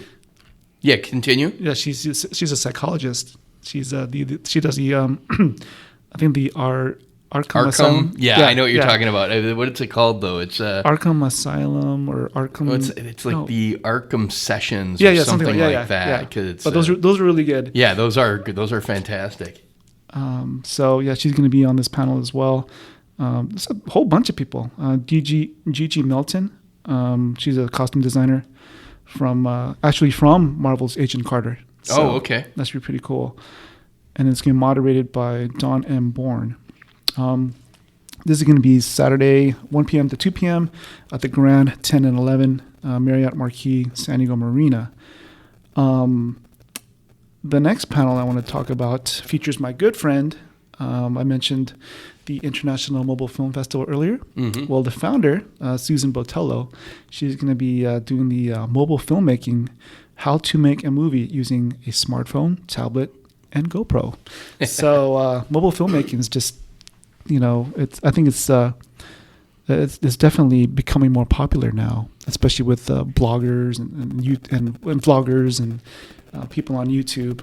Totally. Yeah. I get people, find out that I have a YouTube channel. And I've been thinking about doing that. And it's like, stop thinking and start doing. In this age, you just pull out your phone and start doing it. That's really all it takes. Yeah. And like, even when it comes to Hollywood, I mean, Steven Soderbergh's trying to make movies on iPhones. Right. So. And there was that, didn't Ridley Scott's, film thing that he did a while ago where people like submitted their own recorded footage. Oh, maybe that was a GoPro. I don't know. I thought it was also a phone thing, but now that I'm talking about it, I think it might have been a GoPro, but it was, this, you know what I'm talking about? Does that sound familiar? No. They had this film project and Ridley Scott was producing it and people all around the world could submit footage. Oh. It's almost like Jason Gordon-Levitt's said go hit go or something like that, or his website. I forget what it's called exactly, but people collaborate on a project. Right, exactly. And it's called Hit Record. That's what it's called. Oh, okay, okay. Yeah, so like you said, it's something that maybe proliferated due to vlogs and YouTube and diaries and stuff, but has developed into a sophistication where people are using it as an artistic fictional expression medium. So yeah, it's really kind of the cutting edge of video, the newest thing about what's going on in video production. Mm-hmm. Let me just read the panel description really quick. Mobile filmmaking is becoming the next big thing. You have heard of movies that use smartphone cameras to shoot, but you may still not be convinced that you can make a movie yourself using a smartphone from your own back pocket. The founder of the International Mobile Film Festival in San Diego, Susan Botello, and San Diego mobile filmmakers share the ins and outs of what you need in order to get started as a mobile filmmaker. This panel is like sort of special to me because it was back in, I think, 2016 at the same panel where I met Susie for the first time. Because I was taking a break from like covering and doing interviews, and I thought I got some time. I'm going to look at the program and see what panel I can go check out. And this is one of the ones that I saw that, oh, look, it's perfect time. I have some free time. So I'm going to go check it out. And I'm glad I did, because for the last 3 years, I've gotten to know Susie. We've been really good friends, and we've become collaborators. I've been on her podcast. She's been on my podcast a few times. So I also helped out for the first time earlier this year. Well, I've actually been helping out the last couple of years, but I had a more active role this year. And also on the film festival? On the film festival, just helping out. And also the Hall 8 show was an official sponsor. Oh, so fantastic. We helped, we're one of the sponsors of this year's International Mobile Film Festival. So, and speaking of the festival, we are accepting movies right now. So it's open for submissions. So anybody out there has a movie that you've made on a mobile phone, or you're thinking about doing, go to internationalmobilefilmfestival.com and submit. Right. So and that's going to be this panel's going to be 2:50 to 3:50 p.m. at the Marriott Grand Ballroom 6. The next panel, we talked about conflicts, right? Right. There's conflicts galore on all these on all these panels. Very frustrating. It is, because I mentioned Rob Salkowitz earlier. His next one, 50 years of kitchen sink. Oh yeah! Wow. Yeah. So I went to a previous panel that Rob did with Dennis Kitchen, and it was really good. For those of you who don't know who Dennis Kitchen is, he's one of the legends of underground comics back in the day. So that was really an insightful not conflict, but an insightful panel discussion that Rob did with Dennis. I forgot which convention was that. I want to say it was like maybe either WonderCon or one of the other smaller ones. But yeah, Dennis Kitchen was it was an interesting discussion. So Kitchen Sink Publishing, very important in comic book history. Mm-hmm. And just to get that perspective of like the 60s, you know, it's like, wow, these guys were just run and gun, and like, it was amazing. And it's gonna, like I said, it's gonna be moderated by Rob, and it looks like there's gonna be a free book for everybody that attends. Oh, cool. So hopefully I can make this one, but I don't think so, because it conflicts with Susie's podcast. So sorry, Rob. Hopefully I can get Alex to cover this panel. And then we talked about Snowpiercer and the cricket protein bars. Right. They're going to have a panel. Which I'm now officially excited to check out. They're going to have a panel, and I was a fan of the movie, and Jason was a fan of the comic book. Was it a comic book or graphic novel? I think it was a graphic novel. Okay. Was it the same people that did that space movie that... was it different? It was a French book, right? Oh, I'm not that familiar with the source material. Oh, okay. I thought it was maybe the same people that did. Gosh, it's at the tip of my tongue. That movie that came out a few years ago or last year. But anyways, who's in it? What's it about? Well.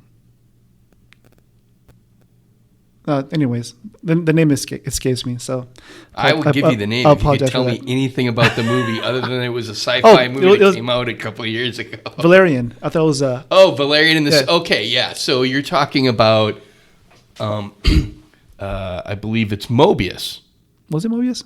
Okay. Isn't it? No. It was. That's not the name I was thinking about for the graphic novel for Snowpiercer. Maybe it's not Mobius then. But I am familiar with Valerian and the City of 1,000 Planets. Okay. But that was just one book in a long French comic book. Right. Okay, I see what you thought. At least it was French. Yeah, they were. I digress. Sorry about that. So Snowpiercer, they're having a panel. Jennifer Connelly is going to be there.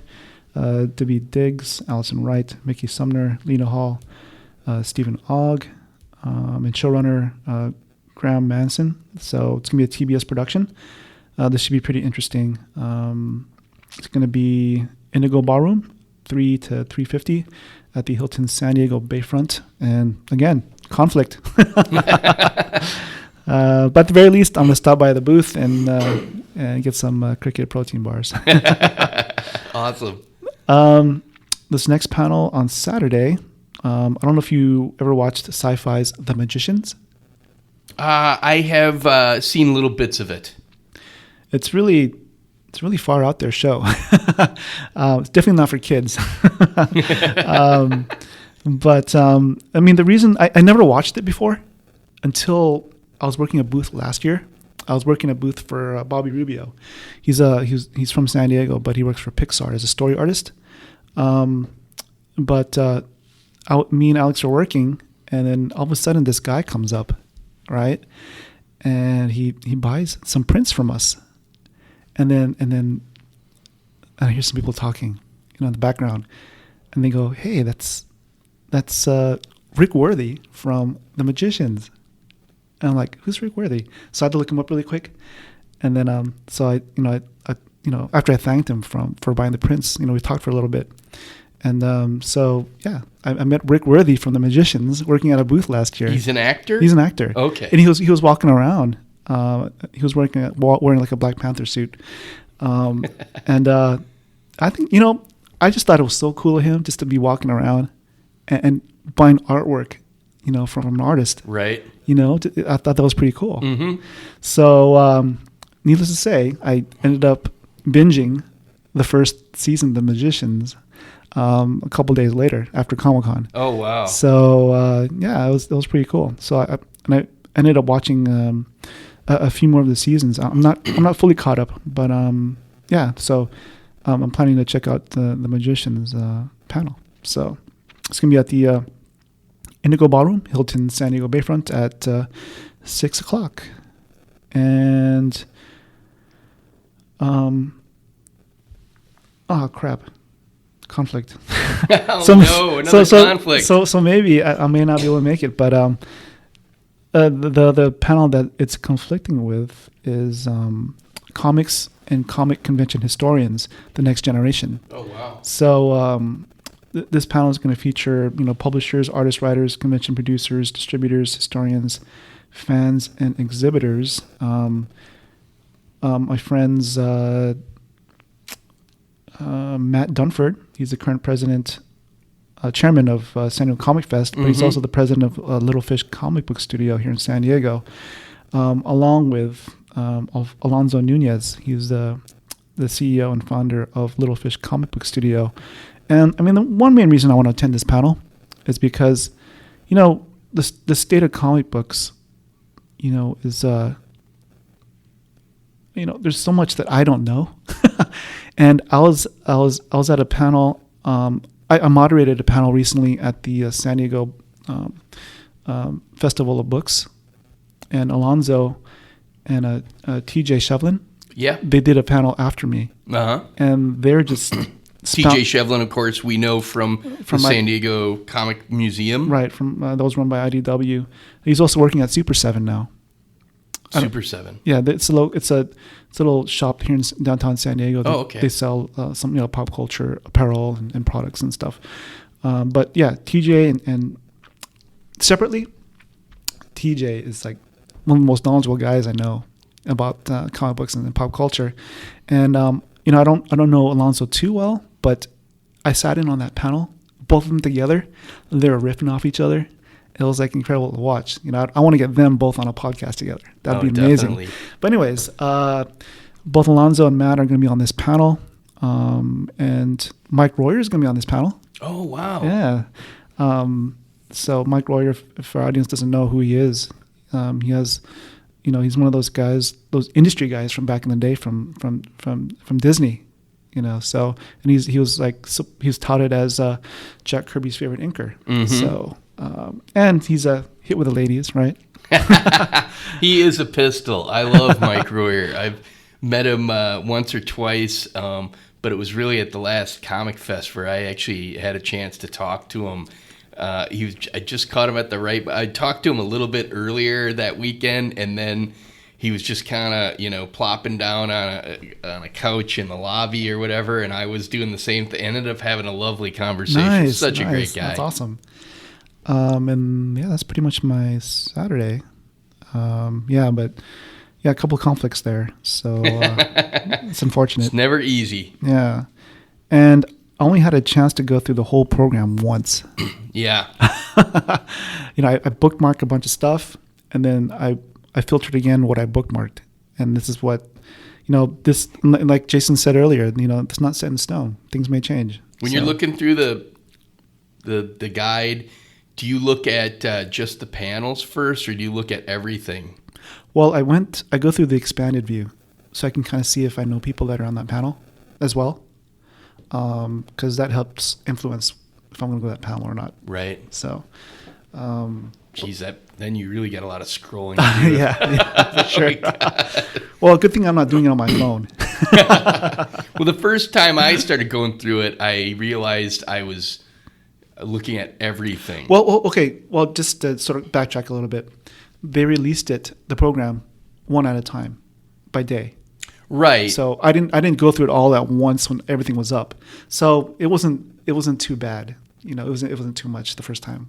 Sure, but still, I realized I had every signing, every non-panel type of event or whatever, right. and and I'm like, well, I don't. There's so much material to go through that finally I realized I'm like, oh, I can just click here and it'll just show me the panels. Exactly. And I was like, oh, okay. It's still super long, but at least a little bit manageable. And I feel like I still got to go back and look at that other stuff anyways. Mm-hmm. But it's just, it's such a chore to get through. There's so much material to cover. Not only that, but like the first time around, some panels weren't on there. Then I happened to see, somebody posted something on social media and saying, hey, this was just updated. It's been added. So I had to go back and, make note of it. Yep. So. And then find out what that new added thing conflicts with. Exactly. That's already on your list. But we're almost done. It's Sunday. Just imagine it was 5 days. Right. Oh, geez. Hey, I wish it was technically, but it would make this part of this stage of the process a little tougher, no doubt. For sure. So, So what's your first panel on Sunday, Jason? Sunday, I didn't put panels, I don't think, on Sunday. I didn't see it on your list. It's on there. Shit, and I think I just did something now. Did I fill it out? Let me see. I'm not sure. I don't think so. Nope. Yeah, I thought you weren't covering Sunday. Well, anyways, my first panel on Sunday. If you want to start that intro again and just say that you're just covering Sunday, cut that out. You can, it won't hurt my feelings. Yeah, I didn't see Sunday on the list, so I didn't. I just figured, because I don't know. I thought maybe for some reason you were snobbish against Sunday because it's Kids' Day or something. No. I don't know. No, I don't think so. But anyways, for Sunday, my first panel is the tribute to Bat and Lash. Oh yeah. So there can be a lot of there won't be a lot of dry eyes in that panel. Definitely. I went to the memorial panel at San Diego Comic Fest, and it was hard. I didn't know Batten well, but from the little interaction or the interaction that I had with him, I mean, just the fact that he took time out to just hang out and just shoot the shit with you, it was just amazing because he was so well regarded, and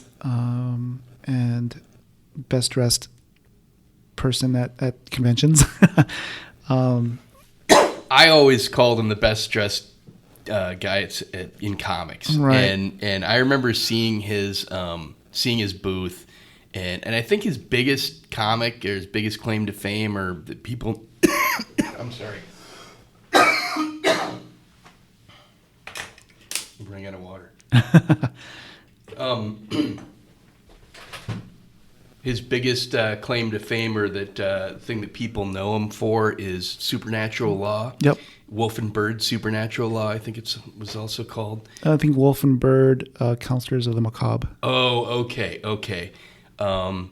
Anyways, I just, he was an indie guy through and through, and so I wasn't as familiar with his stuff, but I loved his concept. And following movie and cartoon and TV adaptations, his that comic book property was always being optioned, and I'm like, God, what is it about this little indie title that no one's ever heard of that it keeps going through new permutations in Hollywood? There must be something interesting there. And then, years later, as I'm, becoming a more regular at Comic-Con or whatever, and I would see him, and I'd always go up and say hi to him, and he always struck me. I always used to joke, best dressed guy in San Diego. Right. For a while, I kind of felt stupid for saying that, because someone would talk about him, and I'd mention that on Facebook. I'd comment on their post or whatever, and I'd always say that, and usually no one ever said anything in response. And I always wondered if people are,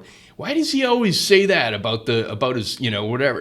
And then now that he's passed, people are saying that left and right, and I'm like, oh yeah, good.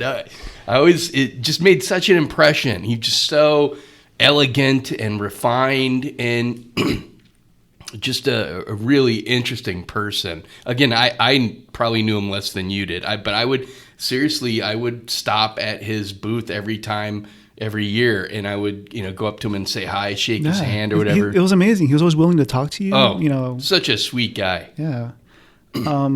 This it's going to be moderated by Rob Sakowitz, Batten's wife, Jackie Estrada. She's going to be there, of course. Anina Bennett, Dan Boys, John Cook, Bill Morrison, and Jim Pascal round out this memorial panel. Mm-hmm. So that's going to be a Sunday, 10 a.m. to 11 a.m., room 24 ABC. It's going to be weird not seeing him there. Mm-hmm. The second panel on Sunday is a panel that I go to every year. It's the Proper Pitching and Promoting Yourself panel. Oh, really? Yeah, featuring artist Brian Tillman. Dude, this guy his presentation is just amazing. He'll get the crowd all into it. I mean, like if you look at our past pictures and like video, it's like it doesn't do it justice. You have to be there, Brian Tillman, he's an educator and an artist, so he knows how to sort of communicate with the crowd. Mm-hmm. And he also practices what he preaches. He's been working on a project that as of last year he had a card game that he was developing, and he went through the pitching process, promoting it, and it's been accepted by Upper Deck. So oh wow, yeah, so good for him. The third panel, this panel right here is going to be 11:30 to 12:30, room 2, and the third panel that I want to talk about is the Little Fish Turns 7, a celebration and preview. As mentioned earlier, Little Fish Comic Book Studios, it's a local San Diego nonprofit comic book studio. I mentioned Alonzo Nunez and Matt Dunford. And one reason why I want to attend this panel is because, we talk about, the state of comic books and how it's not as popular as we want it to be. Right. And one reason I think that is because maybe we're not making comic books for the younger generation.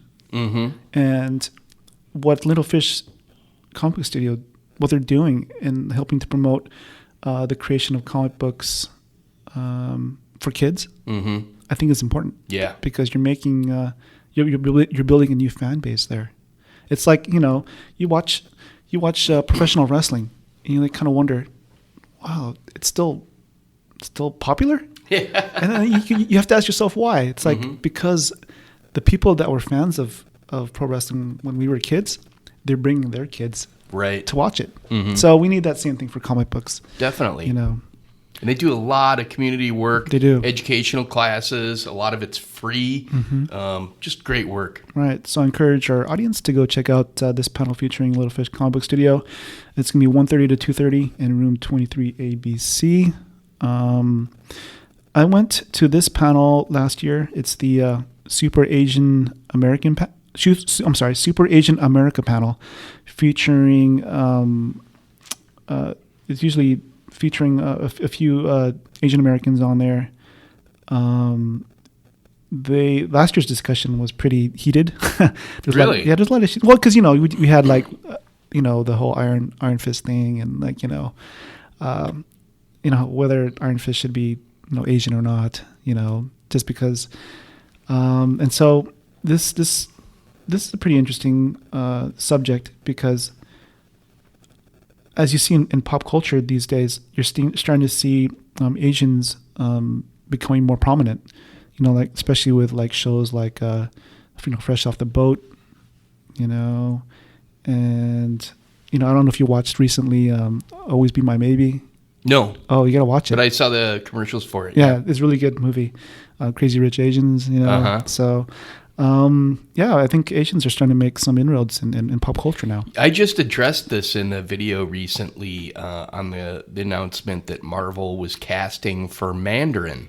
Oh yeah, I think I watched that video. Did you see that? Yes. I was if you hadn't seen it, I was going to ask you to check it out for Shang-Chi, the Master Kung Fu, right? Right. Yeah. Right. And I thought how interesting it was that solved some immediate issues. I guess you know this if you watched the video, but just the fact that, and one of the key things was Asian representation. Mm-hmm.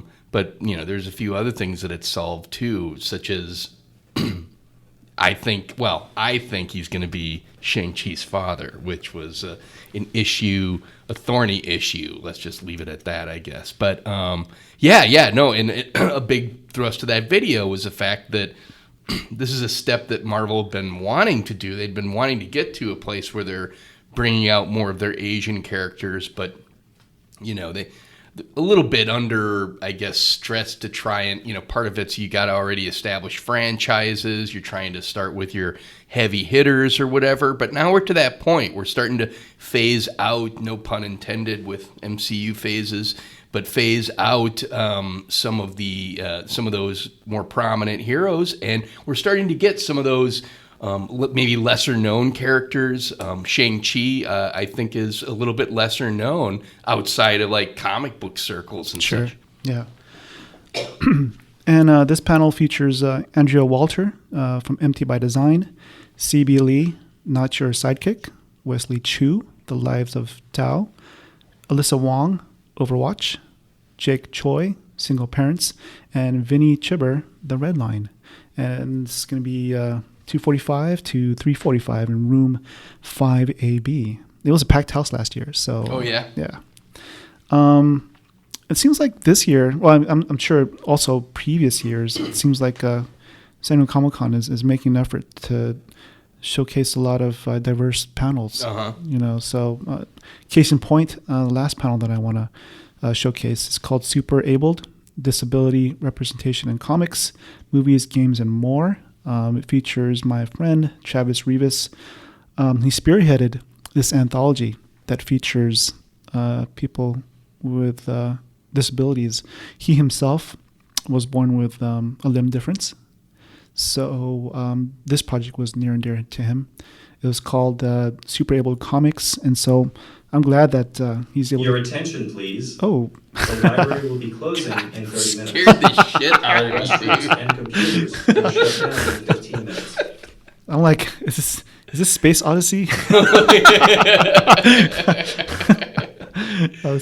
it looks like we need to hurry up and wrap up this podcast. But so Travis is going to be moderating this panel. It's going to feature Angel Guafera. She's an actress from Goliath and Green Lantern.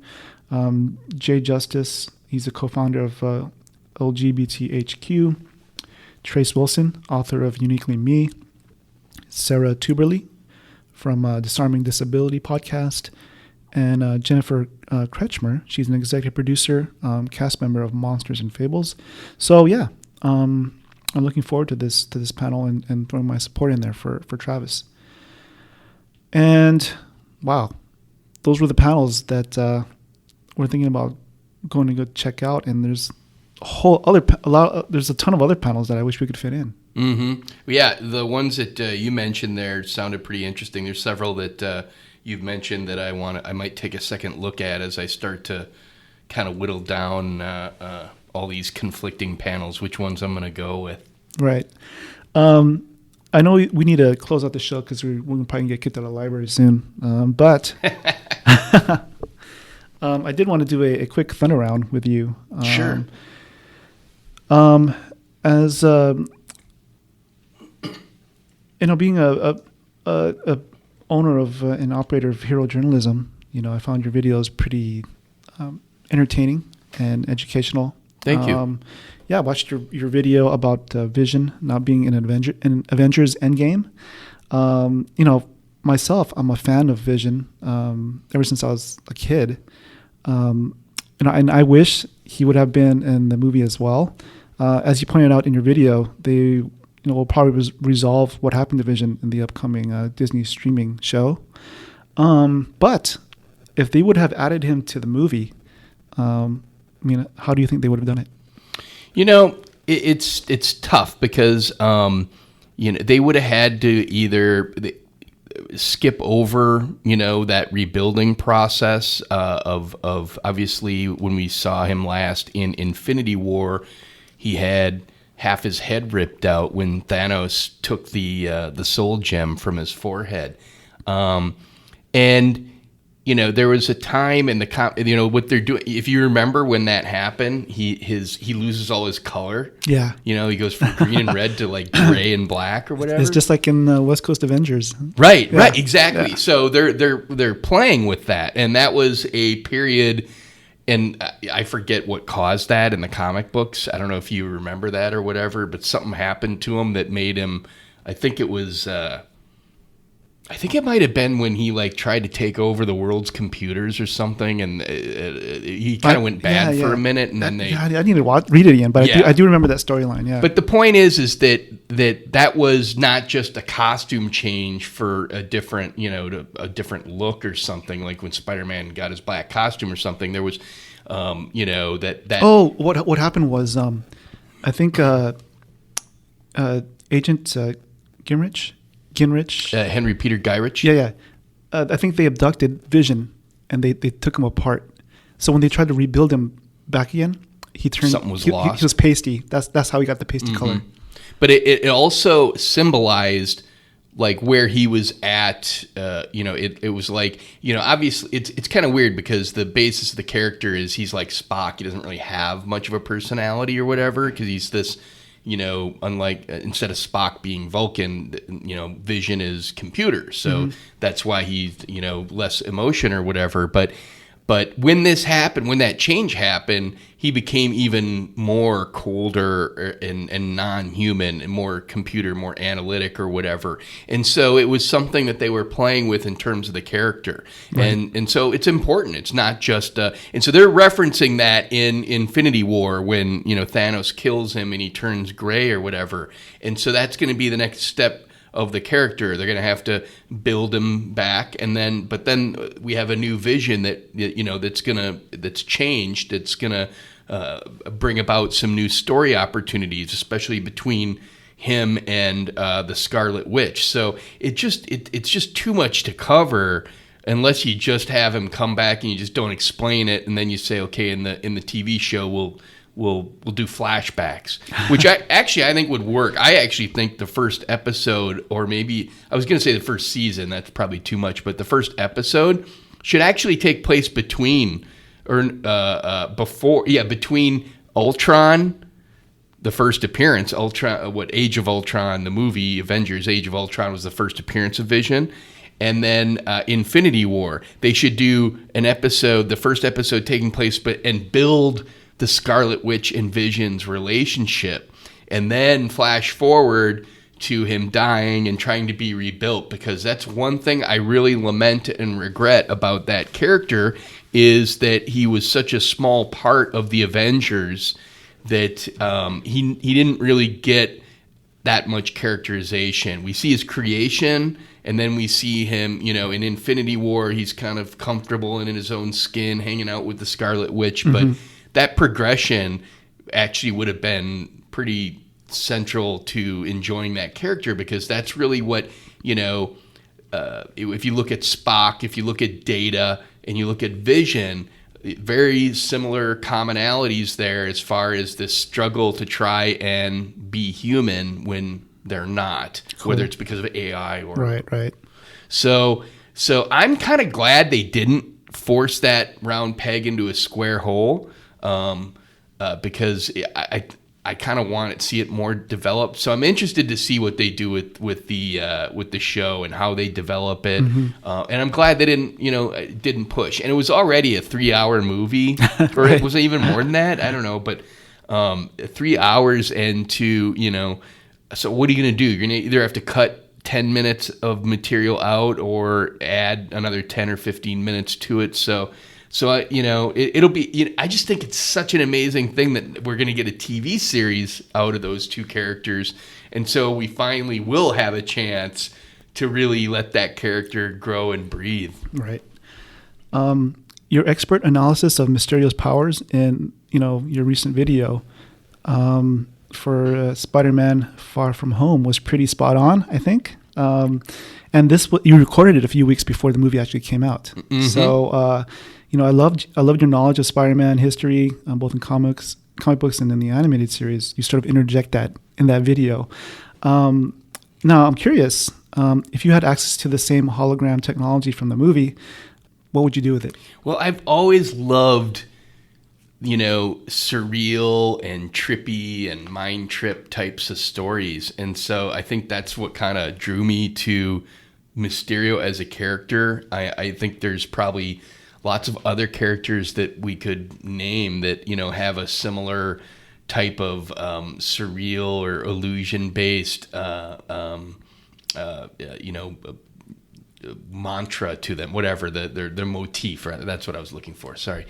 And I love how the movie embraced it, because the fun from that story trope, from that superpower, is that ability to just completely mess with people's heads.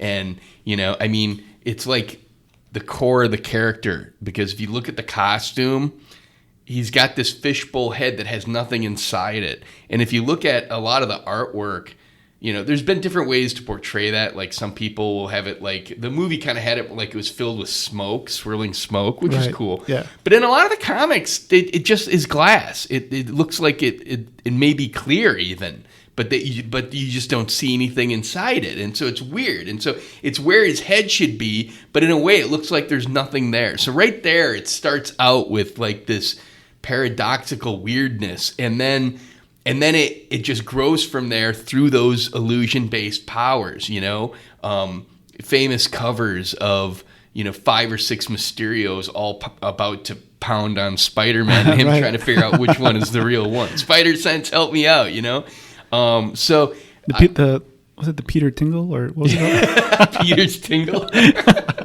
Remember that movie, Teaching Mrs. Tingle? That's what I thought. I'm like, oh, that sounds like a great spoof, How about it? Could even be a porn spoof, Finding Peter's Tingle or something like that. But it's funny because his spider sense is often a key to helping him get through Mysterio's illusions. But so I just love that. I love the surrealness of it. And it was interesting because, if you're a fan of the original old school Spider-Man comics and the Ditko Lee issues, when he was created, he was really a practical effects guy. And that's kind of why I made that video, because I remembered in the 1990s, about 1994, to be exact, there was the first Mysterio appearance came in the Spider-Man animated series. And I was struck by how much they had updated it to be this hologram-based technology. He still used practical effects, just like, you know, and his origin was still like from the comics, that he was a practical effects, you know, supervisor in Hollywood movies or whatever, unlike the movie, which updated it to something different. He worked for Tony Stark. But they updated it to be so much more modern with the hologram projection. And while I assume, I haven't, you know, gone through every single Mysterio story yet, but so I assume that the comics probably had mentioned holograms by that time, by 1994. But it wasn't, you know, in the 60s, I can tell you that. So for at least a decade or two, that character, you know, holograms were too new of a technology. And so when I saw that the cartoon had updated that, and it appeared that the movie was going to play off that as well, it struck me as an interesting thing, especially that connection to the 1990s cartoon. And I'm a fan of classic comic book adaptations and cartoons, and so I just found that was interesting, and it's been kind of rewarding because, you know, I just had someone comment on that video. You were right about the holograms. Right. Now the movie's out. So what would you do with the holograms? Oh boy, I think that mind trippy stuff. You know, I don't know. I mean, in the terms of what am I a supervillain or am I just me in this scenario? But yeah, I think that ability to kind of mess with people in a, you know, think about, you know, people have those prank video channels on YouTube and such. Think about how you could prank people if you had hologram technology like that. Hey, have you ever seen a real hologram before?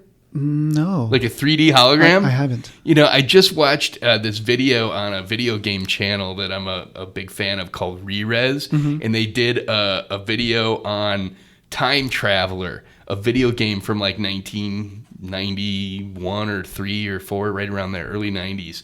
And it was a hologram video game where it projects a hologram into a space where there was nothing. A 3D hologram was projected. Wow. And, you know, it was funny because, you know, you always heard about holograms in movies and cartoons and such, but I remember when that game came out, I thought, oh my gosh, I am totally seeing the future. Cool. Yeah, I guess we can start closing out the show. Is there anything else you want to add to this episode, Jason? And also let our audience know where they can find you. Well, you can find me on YouTube, Hero Journalism, all one word if you're searching, or you can just type into the URL, youtube.com/Hero Journalism. You can also find us on Facebook, facebook.com/Hero Journalism. You can find me on Twitter. I'm at 4Cade1, at the number 4, CADE1, but also the name is Hero Journalism as well, so you can find me on Twitter as well. But mainly on YouTube, just trying to crank out the videos and get some more under my belt before we head to Comic-Con to really do get some new stuff to cover and plenty of new material and interviews to dig through. Cool. Speaking of Comic-Con, I'm just going to end the show with 5 tips that I think will help everybody have a more enjoyable con experience. Buy stuff from independent creators. Carry cash in case reception is bad inside the convention center. I know this happens to a lot of people.